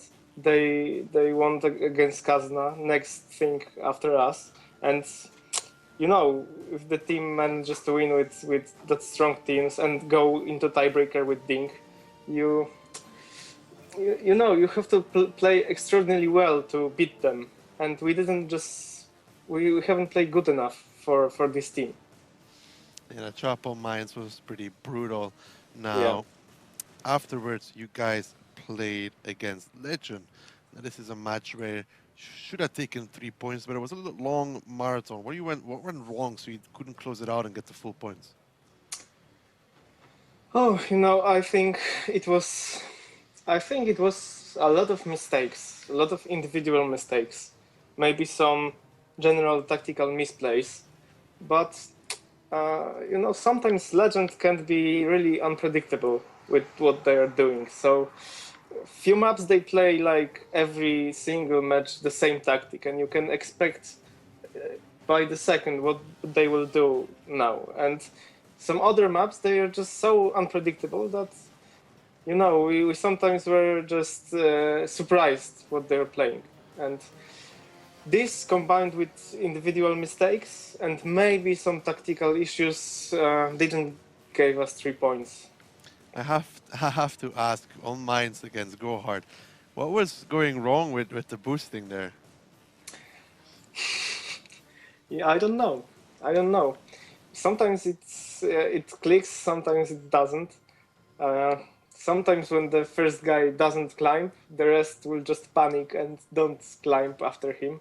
Because sometimes it's better to fail the climb with all players than send only one there and he will be dead. So when we saw the first guy didn't make it, we decided it was a panic decision, yes, but we decided not to climb with the rest of our tanks. On attack. But yeah, also some issues with zero line climb. I don't know what went wrong there. We trained this a lot. I think most of the teams spent a lot of time training this. But sometimes you don't know why it doesn't work. So I don't know. So, Batista, let's get into your matchup here. It's going to be against Swift, a team on the rise. How do you approach this one? Very calm. We want to approach this very calm because this will be one of the most important matches in this season for us. It's like be or not to be now. We've got to take 3 points, and we want to play our thing. Don't try to counter anything. Don't try to expect what they will do. Just go on with our tactics and try to play our best without any mistakes like we're doing for the few past matches. So we are just training to play well for this match. Thank you, Batista, and best of luck. Thank you very much.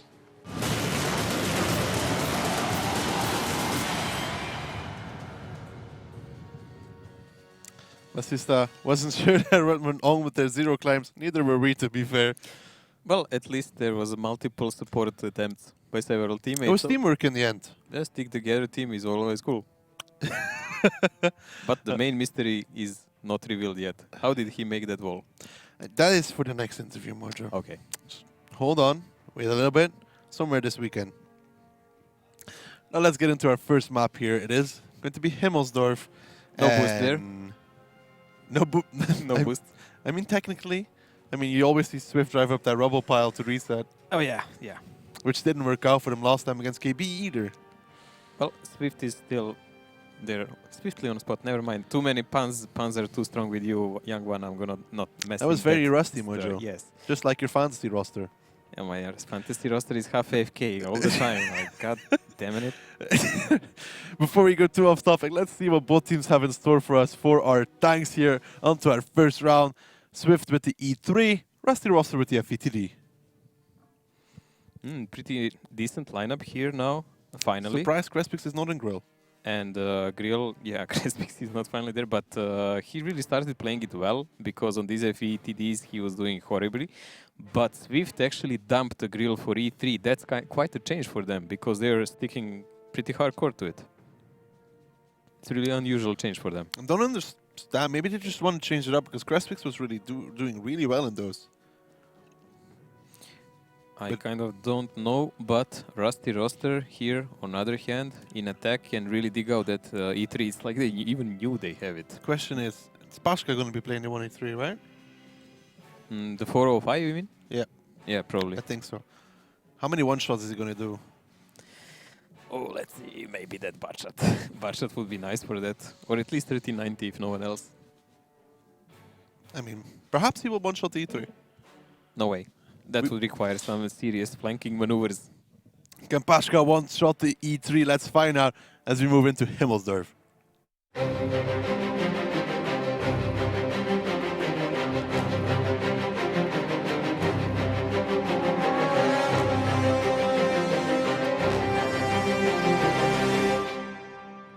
And there we have it, as we said. It's going to be Swift here on the defensive side. Rusty Roster on the offense. And what kind of start are we expecting from these two? Swift lineup says us they will probably try to dominate the rail first. Gonna do it cautiously as they always do. While Rusty Roster also does not really have a lineup that can just go YOLO in. They have to feel it out because of that FETD. But they might push with like 5 guys maybe. But there is no reason because Swift has everything to stop them. So I would say there will be hell of a lot of spotting and slow play in the start, and then we will see the real rotations. But look at Rusty Roster already. How many tanks are going down the 8-line, Mojo? Whoa, that's it, boys. Time to change. Can they pull another KB? Oh, Basista is going really strong. That should give some hint to Swift. They should already start rotating back. Skylax there in the E3 watching the crossing. Doesn't connect to Shell, actually.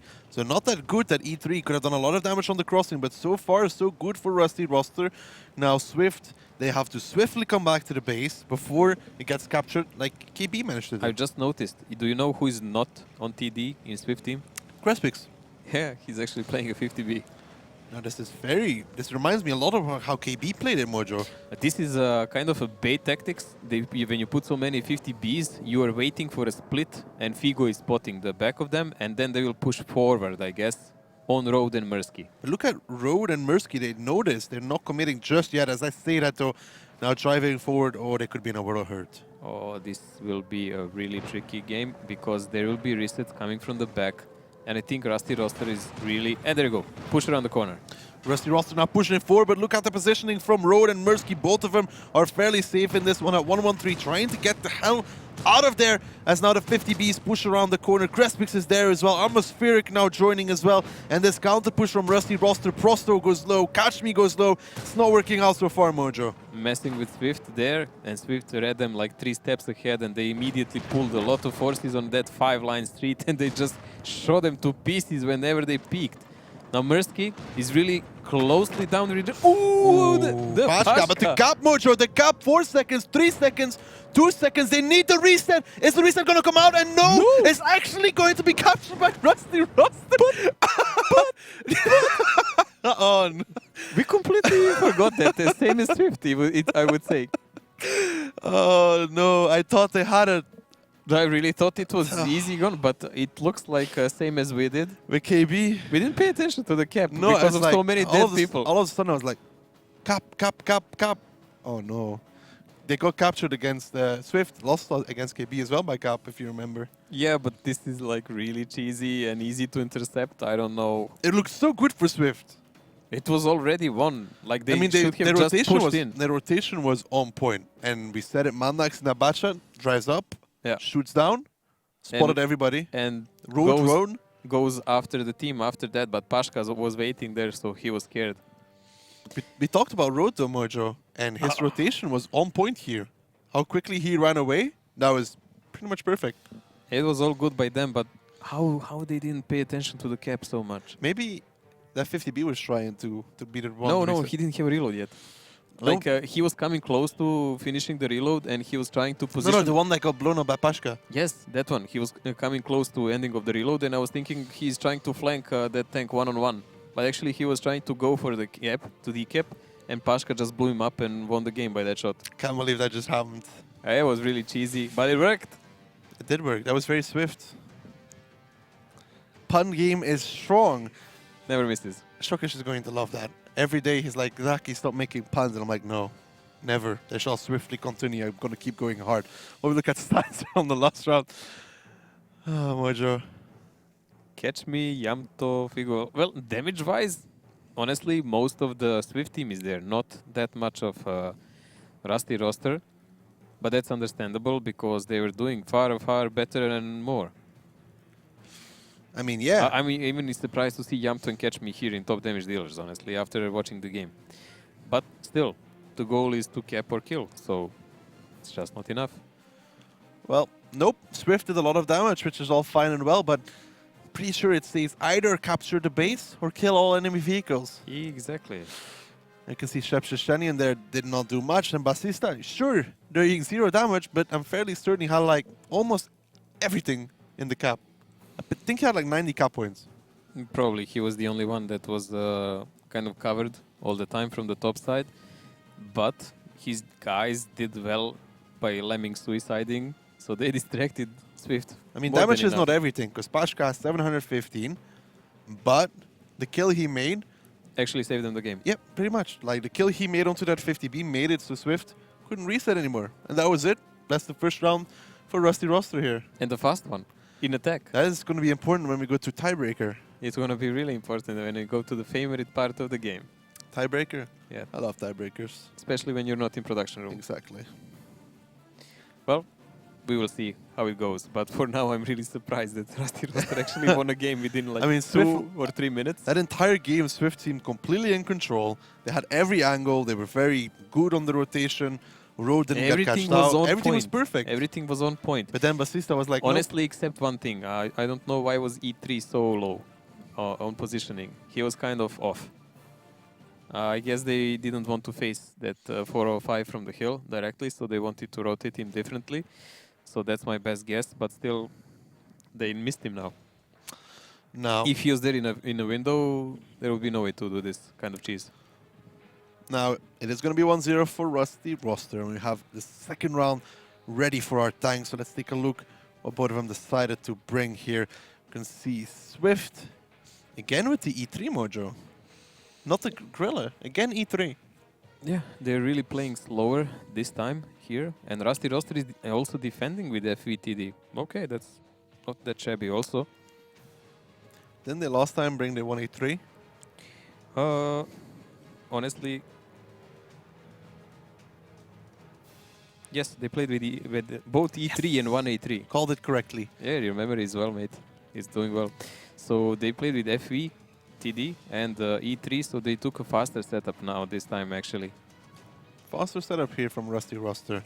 Now they are going to be defending E5. We know what it's used for. It's for A5. There's a small angle there to reset the A line. So if Swift puts their 3090 there, they won't get capped like Rusty Roster did. Well, Rusty Roster has all the chances now to go really hard in and to just defend their cap well. And if they start with 2-0, they have actually a good chance to surprise. Does seem like our next game is ready. So let's get it on. 1-0 currently for Rusty Roster. Rusty Roster now on the defensive side. Swift on the offense. What are we seeing here? Pretty standard opening, monitoring the rail. There's been an old kosher before. Everyone was never going to rail. It was considered to be a biggest trap. Everyone was camping in upper corners in old formats. But now you actually need a map control, so you must go there and take care of it first. And after that you can do any kind of different rotations. But Swift is also playing that hand. Mikhailov here decides to make a spotting run. Probably won't get caught out. The signing. Nice. Almost nice there. Just manages to land. Figo landing a nice shell there from the bat shot under the rail, actually. A cheap shot Mikhailov took for no need there, honestly. Interesting thing is that he's now playing on tier 8 and not Road anymore. Road that was always complaining that his influence on the game was there, but not in that much of amount. It's completely changing now. So Mikhailov on those tier 8s. Now, rotation from Swift is on already, moving towards that eastern side. Fairly normal response. Well, so far, Swift just filled out what's going on, and in their old tradition, they're already rotating on another part of the map, all the way back. So we're gonna see some filling out of the 2 cap. They're gonna check out his Shepsheshenian on that position on A5, and after that, we might see some of their movements. Skylex here in that E3. It is a very strong position. You can see how his entire lower hull is hidden there behind that rubble. The issue for him is Pashka in that FVTD, who can slowly but surely 400 damage at a time pretty much, depending on how high he rolls with HE, take him down. Let's just not forget, Pashka actually needs someone else to spot that position, or he can just blind shoot it, of course. But otherwise, he needs someone in front, and then he can fire his shells. He just did a blind shot there, and he didn't connect. Because, I mean, it's Skylex there. So used to seeing Crespix on the TDs. Still, Skylex there, smartly retracting back from that. Now, I mean, all the pressure now is on Rusty roster to rotate pretty much, as Mikhailov will go on the cap. Honestly, so far, all the Swift is doing the really standard cover of the map.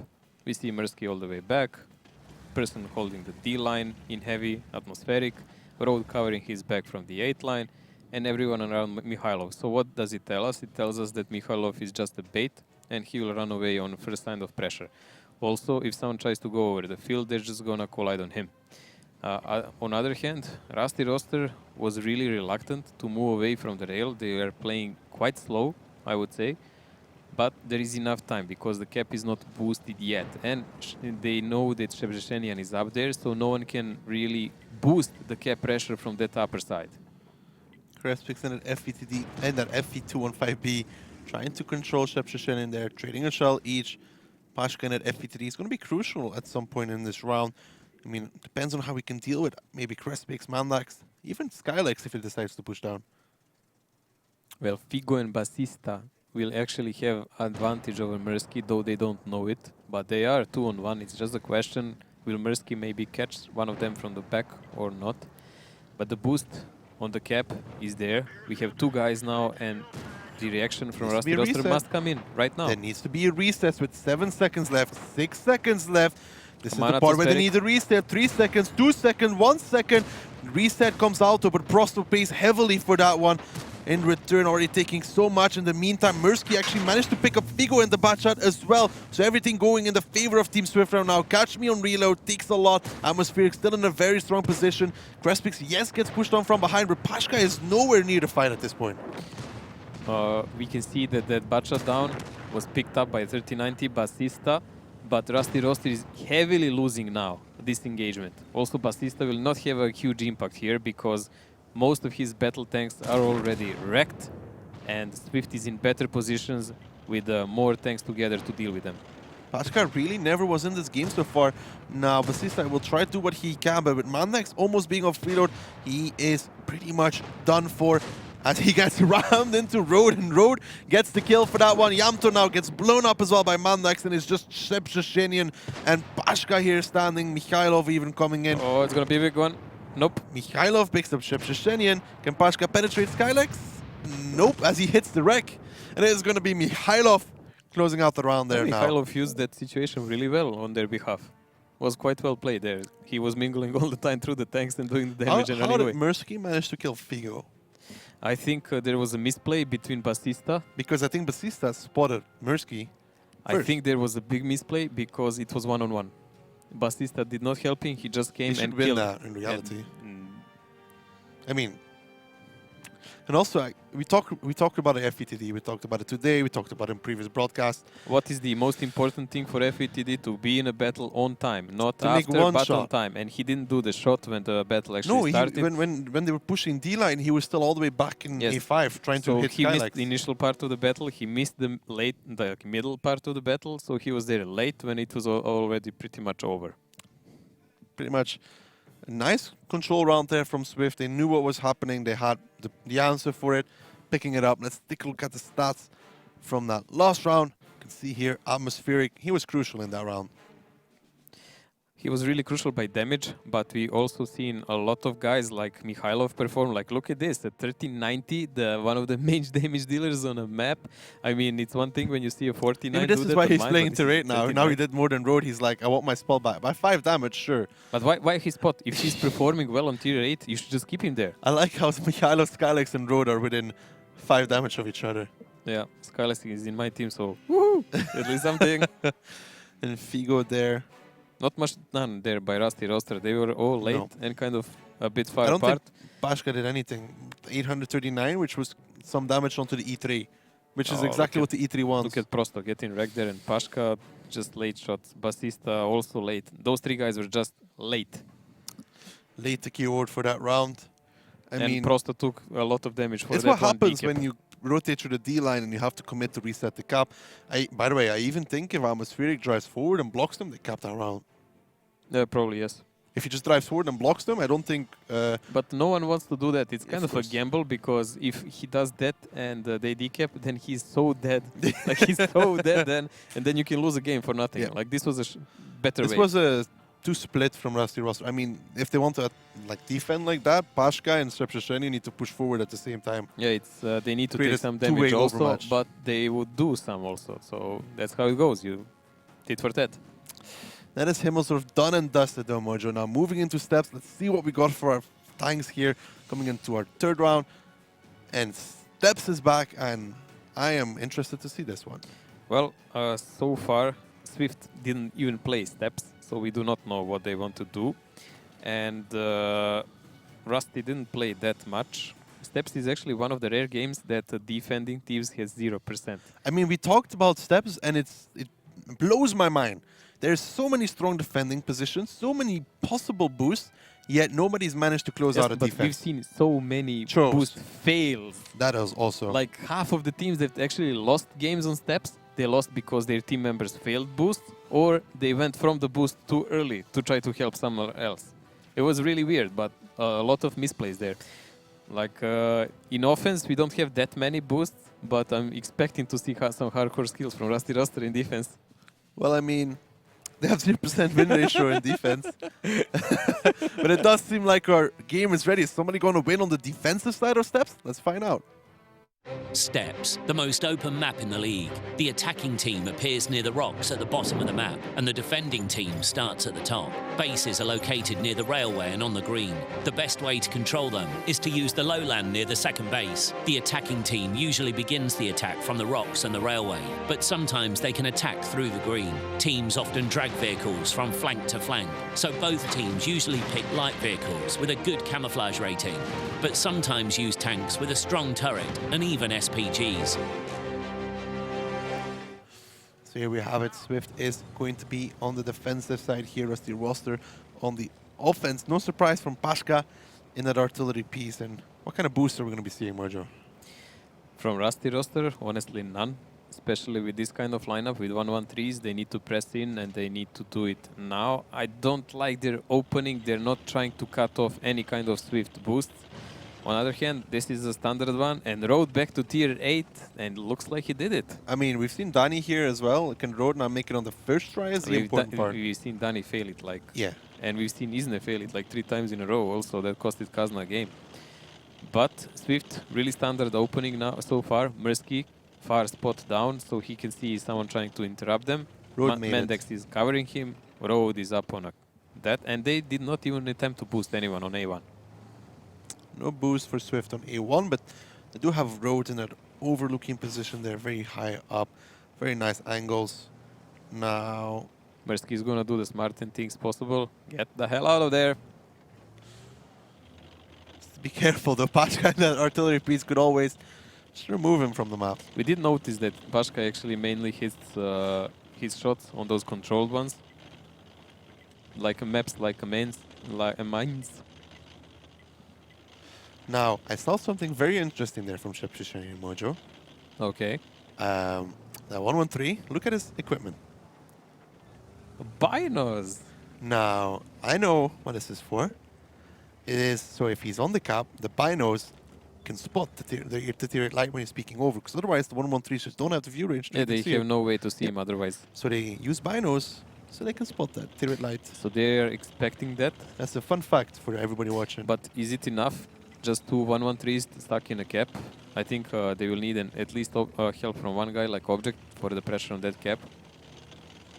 I mean, it's a nice tip and trick, you know.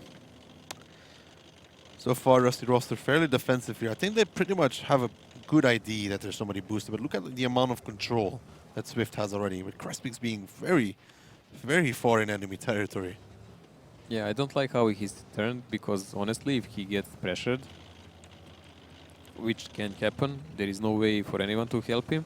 And by the time he turns his tanks, like, it's easier for him than to just try to do full clip of damage than to run also away. has binos. It's all binos team. It's a lot of binos. A lot of binos on their team, but not in Swift. So okay, so far we have info from Swift, where is the enemy, but we see no real plan of action by Rusty Roster. Now, so far a lot of control here for Team Swift. Mojo, wouldn't you say? Swift is controlling the map completely now, and Rusty Roster is doing pretty much nothing. They're just waiting around and, I don't know, trying to make someone mistake. So, what are the options? It does seem, Mojo, like the game has slowed down a lot here. Let's take a look at the map and explain. Okay, why do we have this guy here? Well, mainly because you can let go of this entire field. If they are capping, he can just peek occasionally, fire on them on top of their turrets, and make their day easier. That's why they have binos, as Ducky explained, because they want to deal with him, otherwise they can't. Why do we have all these tanks here? So we have a crossfire here, covering them, and these guys, if they try to go in the middle. So Swift more or less have every kind of control. And if the push starts, it's going to be from these sides, because most of the forces of Rusty Roster will be in this area, so they will approach them from here, from the back, and from here, like this. So those will be their action points, and they will rely solely on road to decap all the pressure off them while that is going on. Good explanation there, Mojo. Nice throwing skills. Well, I'm going to try to make a straight line next time, but it's okay. It's age, you know, shaking heads. Now this is very good from Swift, because look at Catch Me. Oh no. Once Catch Me gets spotted, Mojo, that's exactly what you talked about. He is done. Look like, at Prosto. actually done. Look at Prosto, they're all alone. Oh, poor Catch Me. Oh, poor Prosto also. Poor half the team of Rusty Roster. Catch Me now gets spotted, and I think it won't take long before the pain comes. Big hit on road.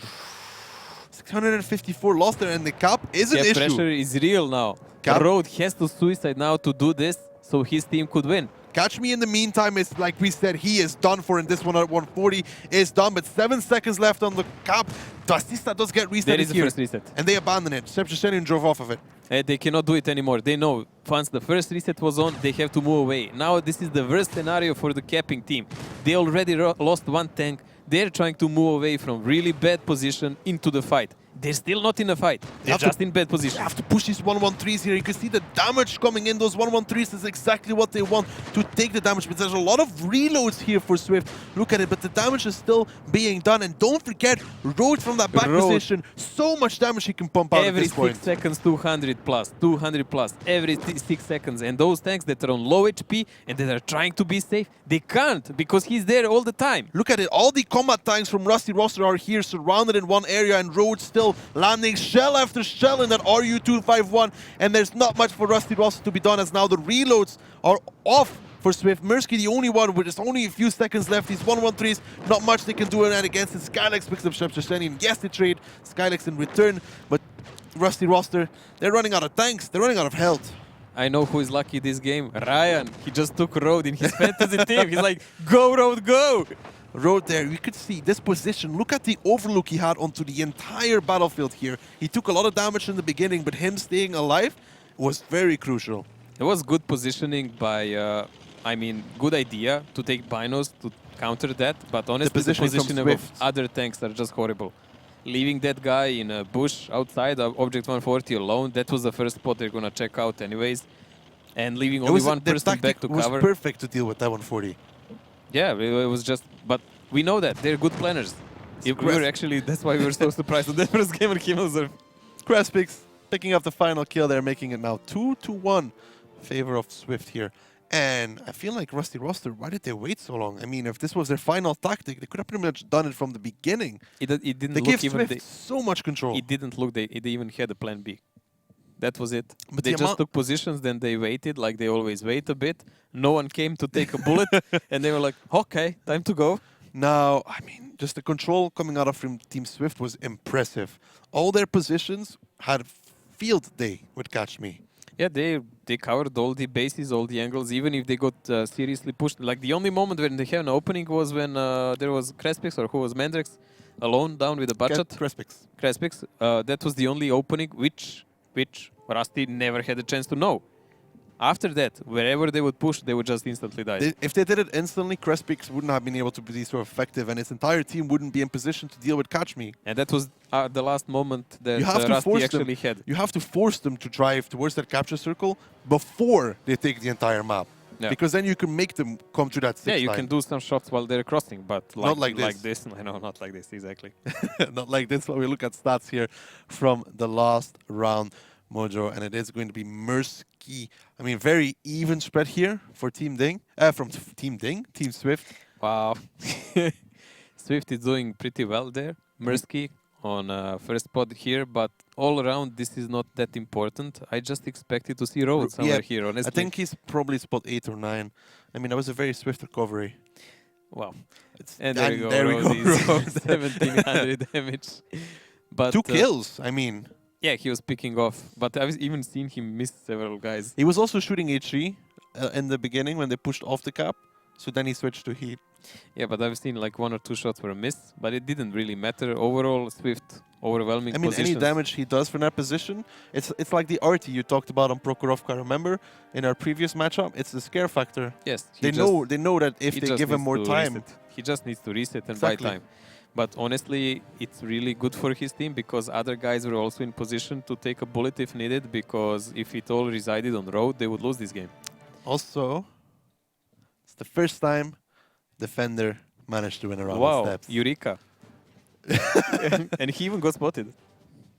So, well done, Swift. Number 1 in Number something. 1. In something at least. Wow, Moj, that's deep. What do you think? I think you should take a lineup. Take a look at the lineups. I can't just respond to that one because, you know. You can see Swift here coming out with the artillery. I mean, who's going to be playing that for Swift? And Leopard 1 for Rusty Roster. That smells to me like a boost with 2-3 tanks like we've seen before for the Eastern Mountain. Yeah, we've seen a lot of guys, honestly, more from the Russian league, from CIS, play the Leopard than from here. But that is exactly the position where Road was, and usually you use at least one guy to push him up to get some speed, and then he goes there, and then you have a serious damage dealer there. But I really don't know what is the plan of Rusty Roster, because last time we checked, their climbing skills were not that great. Was it them that tried to boost the Gorilla up 3-4 times? Rusty? They played only one game on steps. Yeah, and I think it was them. Could be. I don't remember that far. Not It was 100% long sure. ago. But it does seem like our game is ready, so let's get into it. The fourth round between these two. My counting is off today, Moj. Quite, but the Swift lineup, honestly, I like it. A lot of mediums there. Object 140 for some cooldown, and if you need to put someone in cap, and light RT to, well, just take care of anyone who is really on some pesky positions like a boost.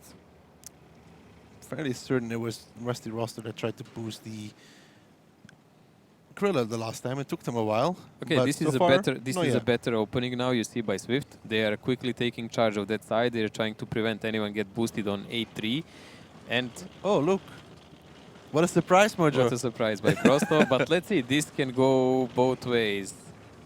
Nope. Oh, went well for it them went so well. far. I mean, knocking over that tree. Actually, you think it's not a lot of info, but Mojo, you can explain that it is with an Knocking artillery entire piece. forest here. Ooh, Pashka. Pashka, solo climb, nice. Well done, Pashka. Now, this is the boosting we talk about, or climbing. This gives him a lot of control here, Mojo, explain what the RU251 just, how much control it really gives them. They effectively have control of the both caps now, so they really don't have to engage with all tanks.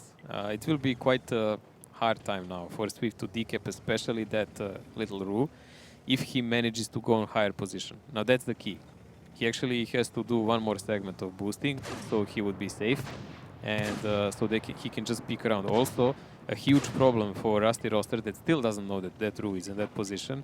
He can pick over and maybe kill an RT in some worst possible moment for them. Yeah, we've seen this before, even in other regions. If that RT sits there and he gets spotted, he usually goes down. Like, imagine a scenario, guys. So, Swift guys are committing. They put a guy on a cap. They put a left and right, a lot of people that are prepared to shoot someone who peeks over. But Ru peeks over, rests the cap, and you have a distant snipers who are taking them out because they are not invisible anymore. Look at Pashka. If he just peeks like 3 inches right here, he spots the RD. He just needs to peek a little bit towards his right side, as you can see now on the screen. There is the RD. I mean, I don't think, it'd be not worth it for him to commit at this point. No, nothing is going on now. He just needs to sit there and be very happy and let Swift actually strangle themselves. Like, in every good scenario, Rusty Roster at the moment has a huge advantage. Now, people might be wondering, why does this RU251 not decide to peek? Well, guys, that is because if he does decide to peek, it gives away a major part of the strategy. The better thing for him to do is to wait. Let somebody casually drive on the cap, then get his teammates in position, tells them he's going to spot, peek over, spot the guy on the cap, and that's one free tier 10. That's more or less what he said. So here we are, Rusty Roster, carelessly driving around, not aware of the fate. Swift so far has no ID here now. They're probably wondering why is no one getting spotted all the time. Like, why is Rusty Roster playing so passive? Is it possible they're playing so passive? Are they rotating? Are they doing this or that? What helped Rusty Roster is that Pachka spotted one of the bad shots in the beginning when he was climbing up, and they thought he was in the bushes, so they blind fired, and now they probably think he ran away. Yeah, pretty good for Rusty Roster all the way. I have fear for Mikhailo's life. I really fear for it. It's really hard now to deal with this situation because Rusty Roster even has a Leopard up. So even if you counterattack those tanks, he will keep shooting them and Pashka will shoot them in the back. Pashka can deal with this cap. But also there is a chance he will just peek and let someone else decap. I mean, he really should, to be honest. He shouldn't be the one to commit for the reset. I'm just waiting for his team to get in position to shoot. It all depends on when Pashka decides to make the peak. Well, we have 70 seconds available. He has a sea of time. He could even wait for 2 guys to drive on the cap. Don't think Swift is aware at this point. I really don't think so. No, they have no clue. Like you can see by tank positions, they really don't know what's going on. Why is everything going so smoothly? Why is everything going so Where is Rusty Roster hiding? Where is Rusty Roster? Well, there's some kind of... You can't even call them blind shots. Educated shots. Pashka, is he going to go for it? Oh, they actually got the reset. I mean, he didn't even have to spot. They just blind shot Mikhailov. This is great for Rusty Roster. This is brilliant for them. 5 minutes in, and they are still in all the good positions, and Prosto is still up on a hill, and Pashka is still on this hill. Out of all people, it was Prosto that got the reset. Well, it's possible. It's done I know. far before, like by blind shooting. It's kind of standard even from tier 8 formats. See Prosto here. He has a nice angle towards that cap. A fun thing and an important thing for anybody that gets on this mountain. Your shells have a capped limit of how far they can travel. So if you go too far up, they don't actually reach the cap. It's like 600 something meters. So you have to keep that in mind. If he was further back, then the shell would never reach the cap. Something to keep in mind if you're on that mountain. But the shells of Rusty are definitely hitting from time to time, and they always have a backup plan now. I'm still waiting for Pashka. And another reset. Another blind one. Great blind shooting so far. So far, 3 shots. Oh my, no, this is horrible for Swift. They're going to put 3 guys on the cap as Skylex joins. Oh no. Just waiting now for Pashka to ruin everything for them. And there we go. Everybody from Swift spotted. They're like, hello. I mean, the damage is very little, actually. It now doesn't matter. 4 minutes in, damage is still incoming. Oh, Mikhailov. Road, no driver. Mikhailov on one shot. Yeah, there is RT lots is of damage. spotted. As we said, Pashka found Mirsky. Can he take Mirsky down? Mirsky is gone. Mirsky is hiding behind that rock. There's a Yeah, little but rock he there. cannot leave. He's hugging that rock like it is his life there, that RT. Rocky's life, mate. We Rock already is know life. that. Oh, Mirsky. What does Swift do now? They have 3 minutes and 29 seconds Think and about nothing the next to map. work off. That's what they do. This is so done. The only way to win this at the moment is if Rusty Roster makes a huge mistake, maybe if Pashka suicides. But even then, they have so many HP yeah. and tanks, they can just go for it. I mean, the round is never really over, but Rusty Roster 4,000 HP up at this point. And all the positions needed to defend anything possible. And Prosto never left that mountains, even if Swift does decide to rotate. There's a Leopard 1 there. A lot of guys made that mistake and Of left leaving that too position and left it too early, and then they paid it with a game. Well, Rusty Roster did really well. They did great blind shots so far. I mean, they didn't even have to commit Pashka for a few minutes Yeah, there. the Pashka was saved until last 4 minutes or something. He didn't have to even show his presence. I think it's going to be an all-out middle push here for Swift. It's really the only option they have left. Even then, they can't kill everyone. So they need to, guys, they need to push the D-line together. Kill everybody, Kill Prosto. everybody except Pashka or Prosto, and then they still need to cap with 3 guys. So they need to have 3 guys which alive. both caps are covered. Yeah. So they need to kill everyone, Well, and they cap with 3 guys. Here comes the push, though, from Swift. The entire team here trying to do something, but Rusty Roster's position should be good. Actually, Shepshishenian gets surprised a little bit in that one, that 1-1-3 there. But it does seem like Skylex Atmospheric, they're just going forward. This is the last desperation attempt. That 1-1-3 completely out of position. Shepshishenian goes down, but Prosto takes road in return. And these bat shots, they only have a limited amount of ammo as Skylex now goes in, is on reload. And now it's time to clean up for Rusty Roster.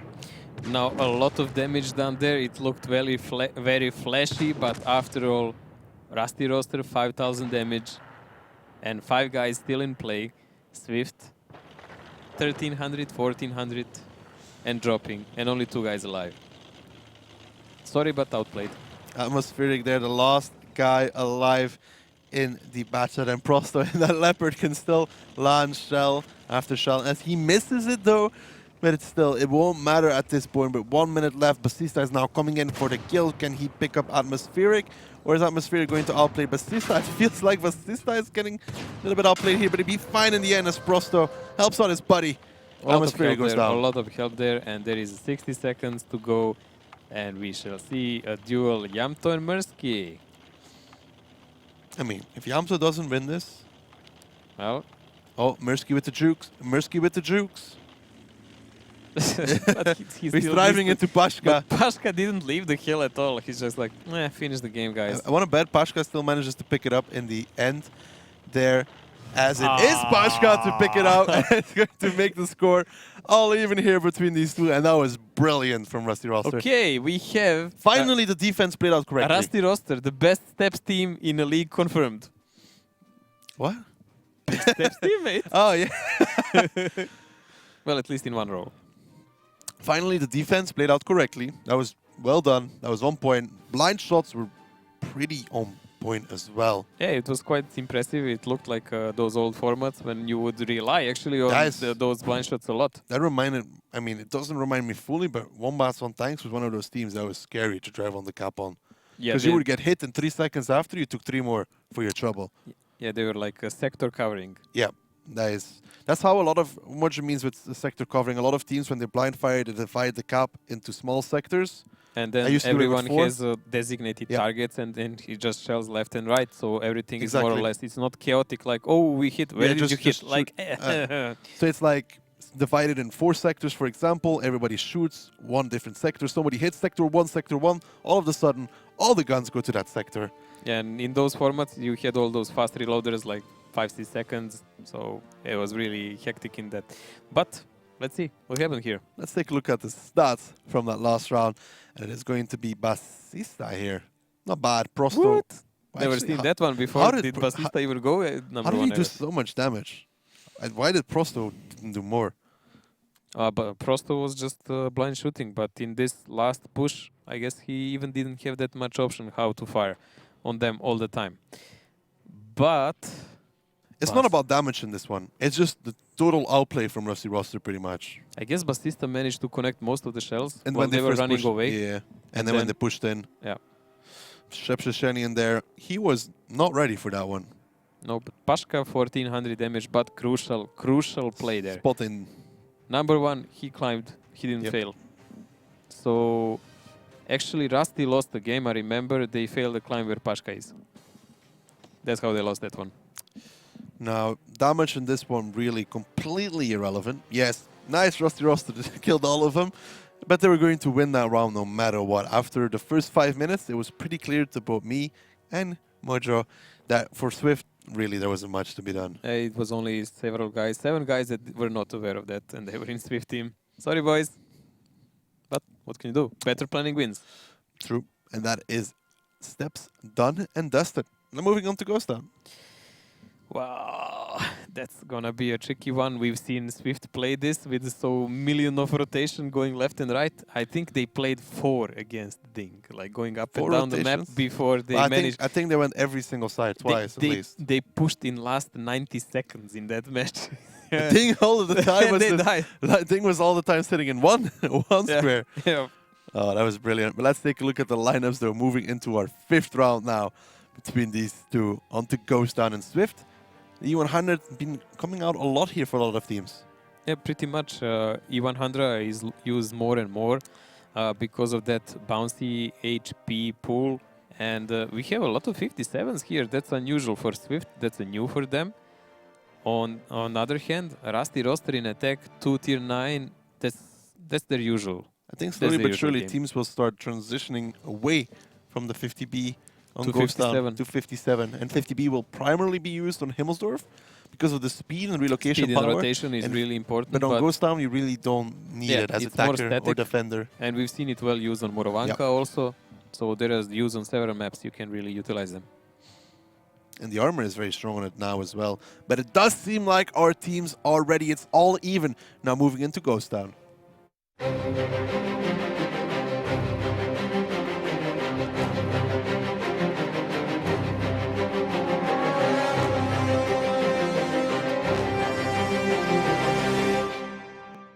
Here we have it now. Swift is going to be defending and Rusty Roster on the offense. And Mocho, that lineup of Rusty Roster kind of tells us they want to go base 1.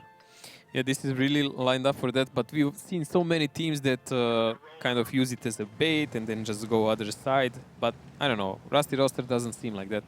I think they will go for one side. Swift does not have an RT to deal with that, but they have an E100. We already said when he angles correct, he is high enough so he can just shoot the top of their turrets. Yeah, that E100 is such a high superstructure. He can easily hit the top of the turret. So well, not easily, but more doable than other tanks. Both Batchrats here just making some spotting runs. Actually, all the Batchrats just making spotting runs. Nobody's on reload, and it gets your team some info. Well, Road and Prosto spotted each other, respectively. And Mikhailov spotted each other with, was the other Batchat? Pashka? Yeah, Pashka. So they are all running away, and there is no further info where actually the heavy tanks are. But this is quite interesting now, because Rusty Roster is completely positioned defensive, like they're expecting Swift to push in, because Swift knew to have some really offensive pushes in defense here. If you remember when Rusty played against Legend, it's a very weird Ghost Town they played. Very slow as well. I know you remember it well. Yeah. I was still trying to figure out what you meant with that one. Because you were casting it. Oh, yes, true. But look at this already. The push here from Swift, very aggressive. They're taking the fight to Rusty Roster.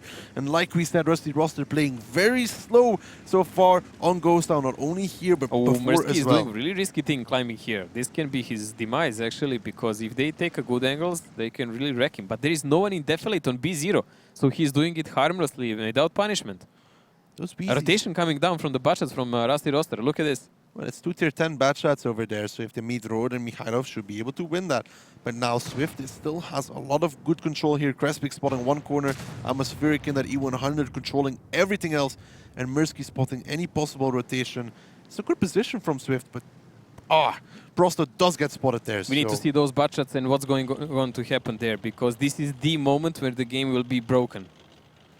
Now, there is a potential here for an overmatch from Swift onto those bad shots with 157, for example. Oh, what are they doing? Running away.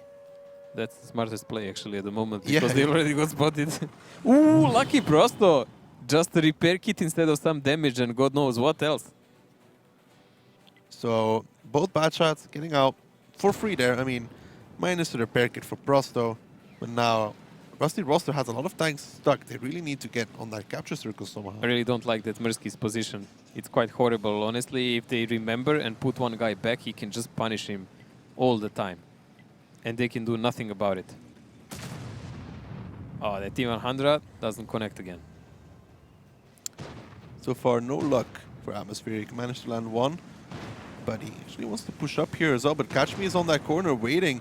Swift maybe a little bit over-eager here to do some damage. Taking a pounding for no reason there. Catch Me, that was one shot too much he tried to make in his 50B as he takes a big one in return from Atmospheric.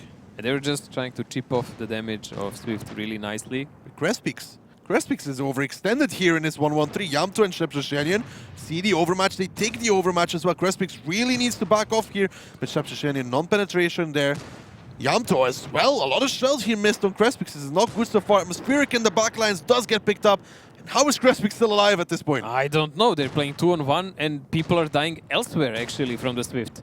And he's the one who was supposed to die like a minute ago. Now Shepshashenian should be the one picking up Crespix here. If he doesn't, he's going to lose. If Crespix actually managed to kill Yamto, this is not great from Rusty Roster. Now Shepshashenian finally picks up Crespix, but so much HP being traded for that. Road does go down, and Mirsky now on the crossing, getting some shells from Catch Me. What a foul play by Swift. Like, I really don't understand. Why did they even play that aggressive? There was no pressure of Rusty Roster. Like, Swift is literally hanging themselves by the neck. Not sure what's going on here. Shepshashenian could pick up. No, he doesn't pick up Mirsky. Oh my God. It God. feels like penetrating 1-1-3s is very hard at this point, but it's still looking good for Rusty Roster at this point. About double the HP for Swift as Mirsky actually picks up Shepshashenian. Mandax trying to clip Pachka. Good description of this kind of situation, but we are not allowed to repeat it.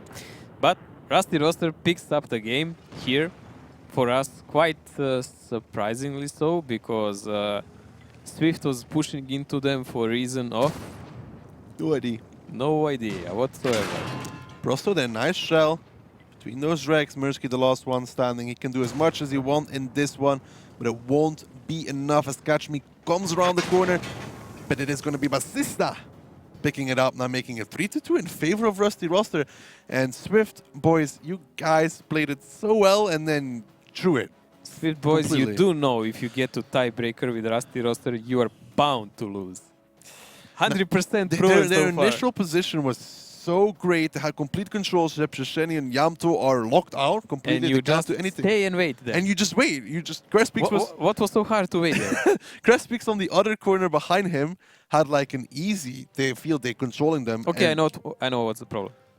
The definition of defense, guys, is you don't get kept or you kill the enemy. But you don't have to kill the enemy. It's actually protect the friendly base. Yeah, there you go. Protect your base. You don't have to go and kill them. There you go. Helps. That was weird. Like, Atmospheric pushing forwards, taking damage there. Catch Me actually should have traded better there. Took one from Atmospheric in return. But then Crespix. And then Shepshasheni and Yamto. How many shells did they miss on Crespix? That was a lovely little battle on that side, while everyone else was dying elsewhere. But they had a private war there that still ended up badly. Let's take a look at the stats from that last round, and we can see that it is Mirsky. Mirsky number one. Crespix should have done 800 damage in that one. Not 2k, but like 800, two shots. Yeah, I think Mirsky did like 2k there for free because they were bouncing him all the time. But then Prosto, Catch Me, Basista, Figo. Swift really just overcommitting the team that... I still don't understand. Some of these moves are... I guess the only logical explanation is there are no fast games with Rusty roster. Every match has I mean, to we be a talk long about one. Rusty roster, how they wait for other teams to make a mistake. But since they even said it at one point, you know, you don't always have to attack on the attack. You can just wait for the defender, which is exactly what Swift did. You know, guys, just if you don't know, just watch Skype interviews. A lot of teams actually say stuff that they do. That was really weird from Swift, a team that usually plays so well, slow, methodically. And smart. This was like pretty much the stupidest thing Felt they like, could have done. felt and like no they just ghost wanted rounds. to finish the rounds too quickly. Hey, they're gonna sit for a couple of more rounds because of this one. If it goes to tiebreaker, we know who has the quickest offense. For sure. We've seen the cap work. So, what do we have now? A rotation in the sides. Maybe Swift will take a better side in offensive. I mean, in offense, at least they can drive forward and try to kill them. Yeah, and they can at least rotate because they're supposed to rotate. That's it. I'm still not over that run. That was really weird from Swift. Really speechless. I feel like they should have won that 10 out of 10 times. Well, honestly, in today's matches, even the one before, the Valbunch and Oops, we've seen so many mistakes by both teams, and this match today is not really an like it's like everyone was, I don't know, on some same kind of mushrooms or something. Like you're making all kind of weird choices here. Now, Swift will be on the offense, and let's take a look at the lineup, see what they got ready for us. Maybe 6100s, but no, it's only going to be one. But we have 357s, more popular meta overall.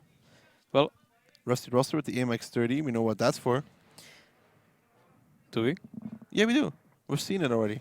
A8, he boosts himself up Ah, yeah, he boosted himself there. because he has Handicap. speed and he has a good gun. So we have a standard lineup here, more or less, by Rusty roster, except they're using the T9 medium instead of something else, and T10, so they have more firepower. But that many FE heavies, I don't like them. They're really defensive. Once you have to push in your enemy with that, you're kind of cornered. They have great DPM, but the 57s can shred through them. Yes, we've seen it happen more than once, especially KB versus We've TWB also Gaming last time. Seen it. I mean, our game is ready, so let's get into it. The 6th round between these two. Currently, Rusty roster up 3-2 here, and Swift on the offense and Rusty roster on the defense. What I was going to say is we've seen it from KB. When they put those bad shots on the cap, the MX30, it's good and all, but I don't think he'll be on time. Honestly, I like Swift's setup much more, but then again, they might find a new perspective way how to suicide themselves. It's always a possibility. Now, Pashka here. So we talked about doing the climb here, not A8, A2 is what I meant. Can he make it? Nope, he lost too much speed in the beginning. We'll get another try. And there is plenty of time to do that, because so far Swift just... Well, they're making this old school crossfire here. If there is an enemy between them, they're gonna pretty much shred him. Pashka round number 2. Doesn't look like it. Nope. Okay, 3rd time's the charm, Pashka. 3rd time is the charm. Feels like Rusty roster is back to old habits. Failing climbs. But Pashka did manage the one on steps, which is much harder, so let's give him some credit. Well, he's coming in for try number 3, so... While he's doing that, Jumbo is breaking everything in the cap, and there is a push by these butchets. And he There we go, made it. Pashka. But there's triple cap pressure, so he has to get up. He gets an angle. Should be able to reset. Atmospheric is, while that's going on, hugging the house and trying to provide some cover. 20 seconds on the counter. It's gonna have to be Pashka to reset. I mean, he has the angle now. 16 seconds left. Here, Atmospheric takes some in his E100. Somebody has to spot him. 10 seconds, there's the and there is blind a shot. reset. It's a nice shot there from Pashka. Now, it looks like this is going to be the push, though, from Swift here. Mirsky already taking a lot, crossing with those T57 heavies. Look at the fire from the side, Mojo. Those 50Bs in a perfect position there. Skylex feels the pain as those 50Bs blow him up, and it's actually Mandax to fall first. Now, those 50Bs doing so much from the side there, and Team Swift, they were forced into a commitment, and Rusty roster so far having all the answers. Skylex is hiding behind the 100. He's clinging to his life there to get the reload and maybe punch some more shells to the Rusty roster side, but the damage is done. Mandrake is down. They're on really bad positions here, and Rusty roster seems to have everything under control, surprisingly. Rusty roster so far seeming very good in this one. Now Road is taking a lot as well as Figo is going to be the one to pick it up, and slowly but surely Swift is running out of HP, they're running out of guns, they're running out of everything, as there is still 7 tanks. As I say that though, Pashka goes down, 6 tanks alive for Rusty roster. Unreal, but it looks like Rusty roster will go to the match point and Swift hung themselves on Ghost Town. It does feel like that, as Mirsky and Mikhailov, the last 2 standing, the last hope here for Swift. They're going to be losing points no matter if they bring it to a tiebreaker or not, as Rusty roster want to put themselves onto that match point. They need these points desperately as well. Mikhailov, the last one standing, and there's a lot of things that Swift need to think about here. This is a really big problem now, because we already said Swift has serious opponents up ahead. They need the points here. They need the points here, But but so does also Rusty roster. roster needs them desperately. Catch Me comes around the corner, claims Mikhailov. That will put Rusty roster on match point. It's gonna be a brilliant season, mate, because I don't think until the last day we will actually know which 4 teams will drop out. That was... I mean, Swift, I understand their tactic. KB has done it, but if you look back at the on YouTube, when KB played this, I also said afterwards, the easiest counter to beat this, you drive somebody up into A1 and he just resets, which Yes. is exactly what If you just have happened. a spot, and Rusty roster actually planned it out well. This is what They we didn't talked try about to last do time. rotation, they didn't try to suicide their team, they just did good coverage. FV Heavy broke all those houses. Even if Pashka failed it 3 times, they still were on time to reset. And it's Yeah. also because of Swift driving a very long route. Yes. So if Swift maybe if they enter the cap straight away, Sure. there would be a high chance they would You win also the have match. to imagine that Pashka should normally make it from the first time. Yes, but you don't need to actually skill to enter the cap from the first. That is true. And then this kind of cheese, if you want to call it like that, really only works once. Last time, a lot of teams from KB did it, saw how to counter it. We even said how to counter it. Put somebody on A1, that AMX30, it was used before for exactly that thing. Yet Swift didn't adapt. Everything we credited them for in their last match seems like it's not working out We today. are perfect jinx for anyone, mate. Yeah, you jinxed them. Well, we look at stats here from the last round, but where they looked so impressive, last time they played, they looked so bad this time. And look at this. Rusty roster on the rise. 5 of them. Rusty roster made Swift meat out of those T57s. Well, Rusty roster are playing hard here, definitely, and we are looking at another phase of them. This is finally something that suits them, because those defensive sides are their games. Let's just hope that Team Swift doesn't rage quit and starts dinging their shells, Mojo. Oh, wow. What's your comeback for that one? I didn't see that. Currently, Rusty roster is definitely in a utopia. And the final map,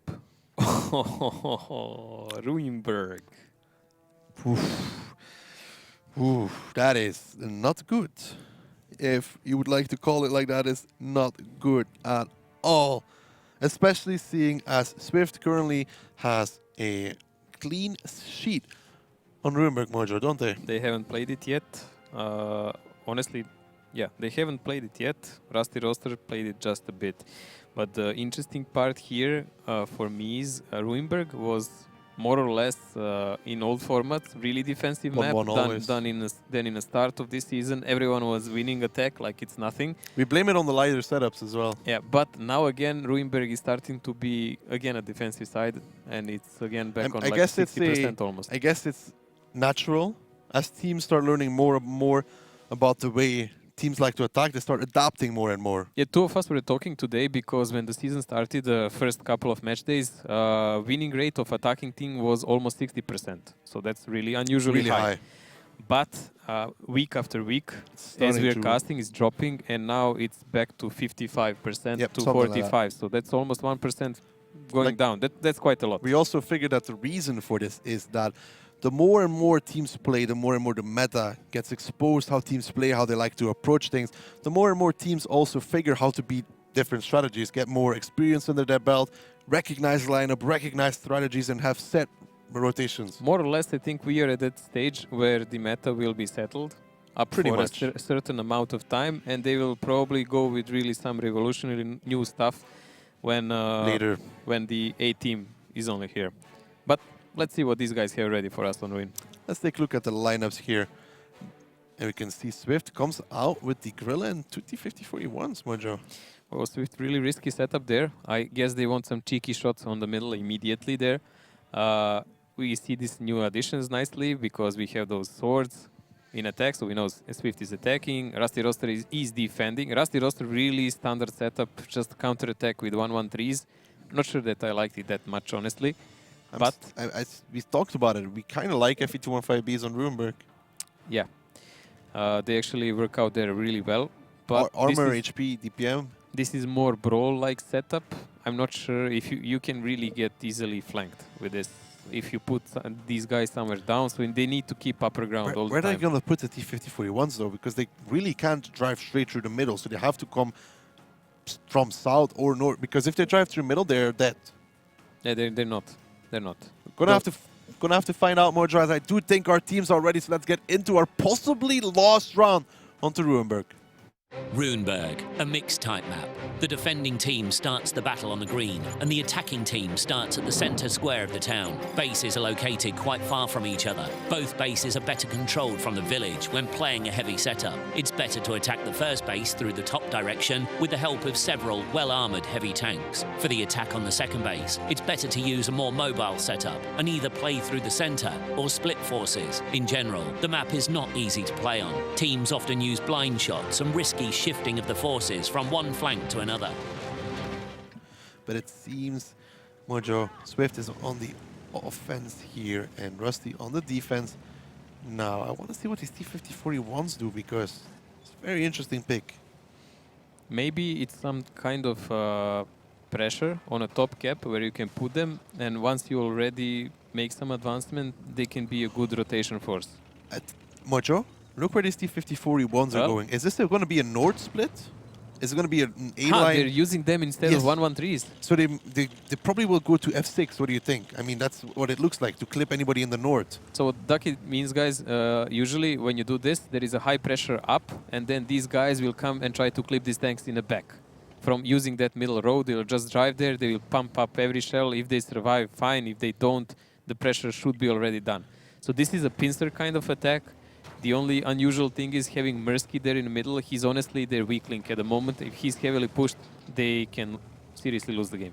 I mean, what's the great thing about this, Mojo, is I guess instead of committing the 1-1-3s like you said, they go to F6 where they can shoot all the way up to A7, A8 where Prosto is currently sitting. You can see when they push up, they'll have easy shots. Now, they don't commit their 1-1-3s for this. Mendex there doing some initial damage. And here comes the push. Here comes the push now from Swift. They need to get across here without taking as much damage. Atmospheric taking the first, those 50 Bs. Missing a lot of shells, you can say. They should have done a lot more in this one. Pretty much a free crossing here for Swift. And these T-54E1s, they have to commit now because Mirsky is getting pushed on at the same time. They have to pick whether they help their 1-1-3 or they decide to go for Prosto. Rusty Roster is not in good positions at the moment, guys. Though they're doing the damage and they have HP advantage, they're in bad positions because these guys holding the A-line are a big problem. Now, the best choice for them would be just to collide on those down. They need to push it onto Mikhailov as Yamto does. Now Road Mandax, they need to try and take as much distance as they possibly can. Basista needs to go down here for Swift. Road, don't think he'll be making out of here. Yamto has to be careful. Yamto, don't aim. Drive, man. You have like 3 guys shooting you in the back. But Catch Me does clean up Road. Mandax did get out of there. Now Swift didn't... I mean, it seemed okay in the beginning, but the counter push in the middle for Rusty Roster was well. Well, Mendex managed to survive, but the HP advantage is huge, and Basista surviving will actually prove to be a huge problem for Swiss there. Mandax Figo trading here one-on-one so far in the favor of Mandax though, but now going back to Figo as Pashka comes around the corner and cleans him up. Nobody touches my teammate without me helping. And now 3 guys left for Swift. As I say that, 2 of them go down. Let's on to Crispix. Where, guys, we are witnessing history now. Last time we've seen Legend get their first point, and this will be a first victory for Rusty Roster with 3. Not a tiebreaker one. I mean, Team Swift, the team we thought was going to be on the rise, they've lost it all in this one. Crespix, the last one standing. Basista moving forward, Prosto moving forward. Crespix, he can't do anything in this one. His team is going to go down as it's going to be Pashka picking it up. And it will be Rusty Roster picking up their first full 3 points. Not bad, Rusty Roster. Not I bad. think Swift will look back on this match and bang their heads when they see the mistakes they've done. The team on the rise now went back to their old habits. This looks like start of the season for them. Some initial mistakes that they were doing when they were losing the matches, now they are back in play. Rusty Roster on the other side, the probably slowest team in league here. It actually worked. Yeah, mate. Tortoise attack. Like they made a goal. They made a goal. And clean. 5-2. The first 3 full points against the team we thought on the rise now would be making short work of Rusty Roster. So we will have a Rusty Roster now, guys, with 7 points after 7 matches. It even rhymes. And they're still in play. They're still in play. Everything is doable. Wow, Basista was right. He was like, yeah, we have a chance. We're going to snatch some points here and there.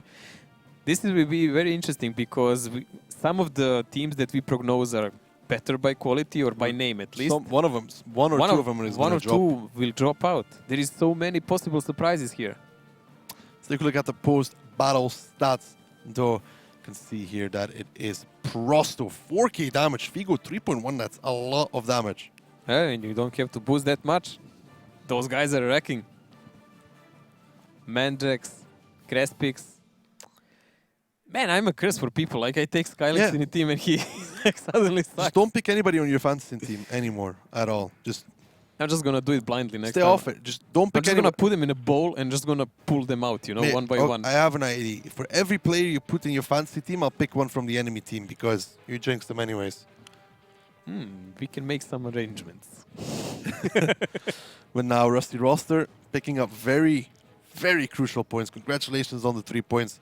They needed that so much. They needed them desperately, but even the last game was really crucial for them. They barely won it against Legend. So I mean, yeah, against Legend, it was so close, and now against Swift, super close. Swift didn't even seem on the server half the time. And like, this is really strange, but Rusty Roster wins. We're gonna repeat it again. And it wasn't even close. It looks like who will be kicked out in that later part will be decided by actually those teams that are considered lowered and underestimated by far. Because even Legend might take some points from someone who desperately needs it. That's going to be interesting to find out. We've seen the game against Utopia. Yeah, they can do it if they want. Like, it ended 5-2, but 2 games ended up on Utopia guys on one shot. Could have been 5-4. Easily. Let's take a look at the post-match stats as we start wrapping up here. Figo, Prosto, Yanto, catch me. Well, that says it pretty much. Where are you, Skylex? If you want a story to be told, there is one for you. Well, you don't have to be the fastest one to win the match. That's one definitely the story here. Well, slow and steady wins the race, Mojo. In this case, definitely.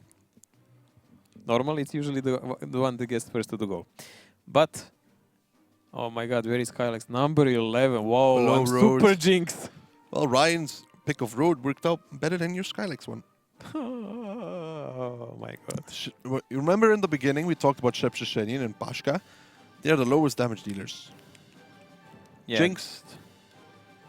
The 2 guys that you want to do damage for Rusty Roster didn't do any at all. But they won. It was enough. Other guys pulled it off. Good for the team. Very good for the team, Mojo.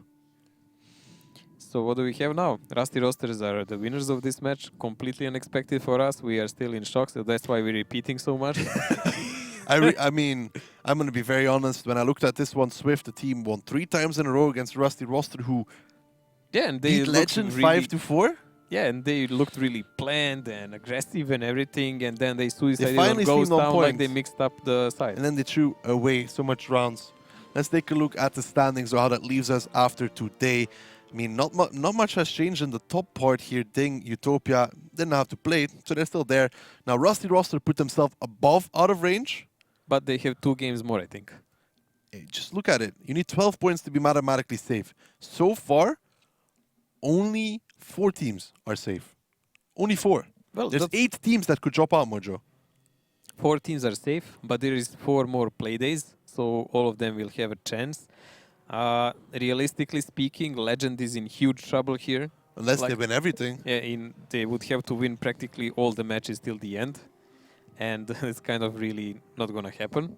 So I just hope they put really good fight and they surprise someone. Well, I mean, if anything, it's experience for them to try and get back. If they don't make it, it's still possible. Never stop believing. Well, fighting is part of the game, because if you want to have a future in esports, you have to show some fighting spirit, not giving up on. No one likes people who give I up. agree, Mojo. Don't let your memes be dreams. Let's take a look at the schedule for Wow. tomorrow. There is the most... I mean, if you would ask me in the beginning of the season what is going to be my most anticipated match, I'd say this one. Ding versus Kazna Crew, Mojo. Hype, hype, hype. Where is your Ding t-shirt? In the wash.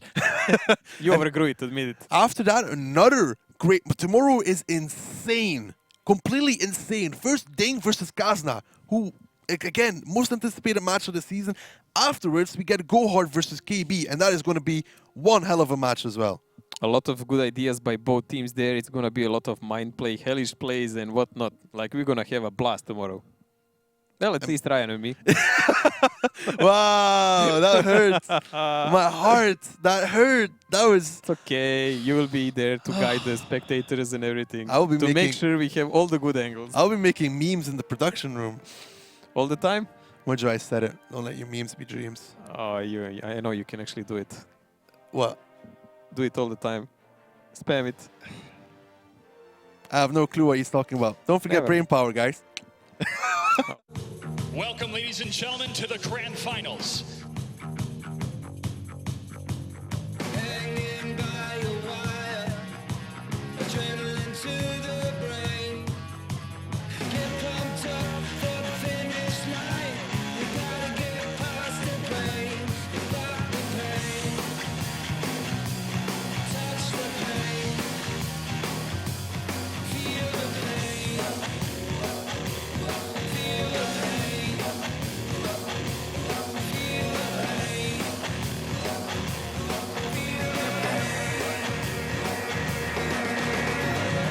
All this comes down to is who's got nerves of steel and who's got the better strategy on this. This is going to be a defining point here. Again, the team who doesn't pick this up is done. That's them. That's out. Yeah, a little bit unfortunate there for Hellraisers, but Na'Vi got it done and dusted. Reigning champions have again gone all the way. One of the greatest matches we've ever seen in World of Tanks esports. The 2016 Wargaming.net League World Champions, Na'Vi!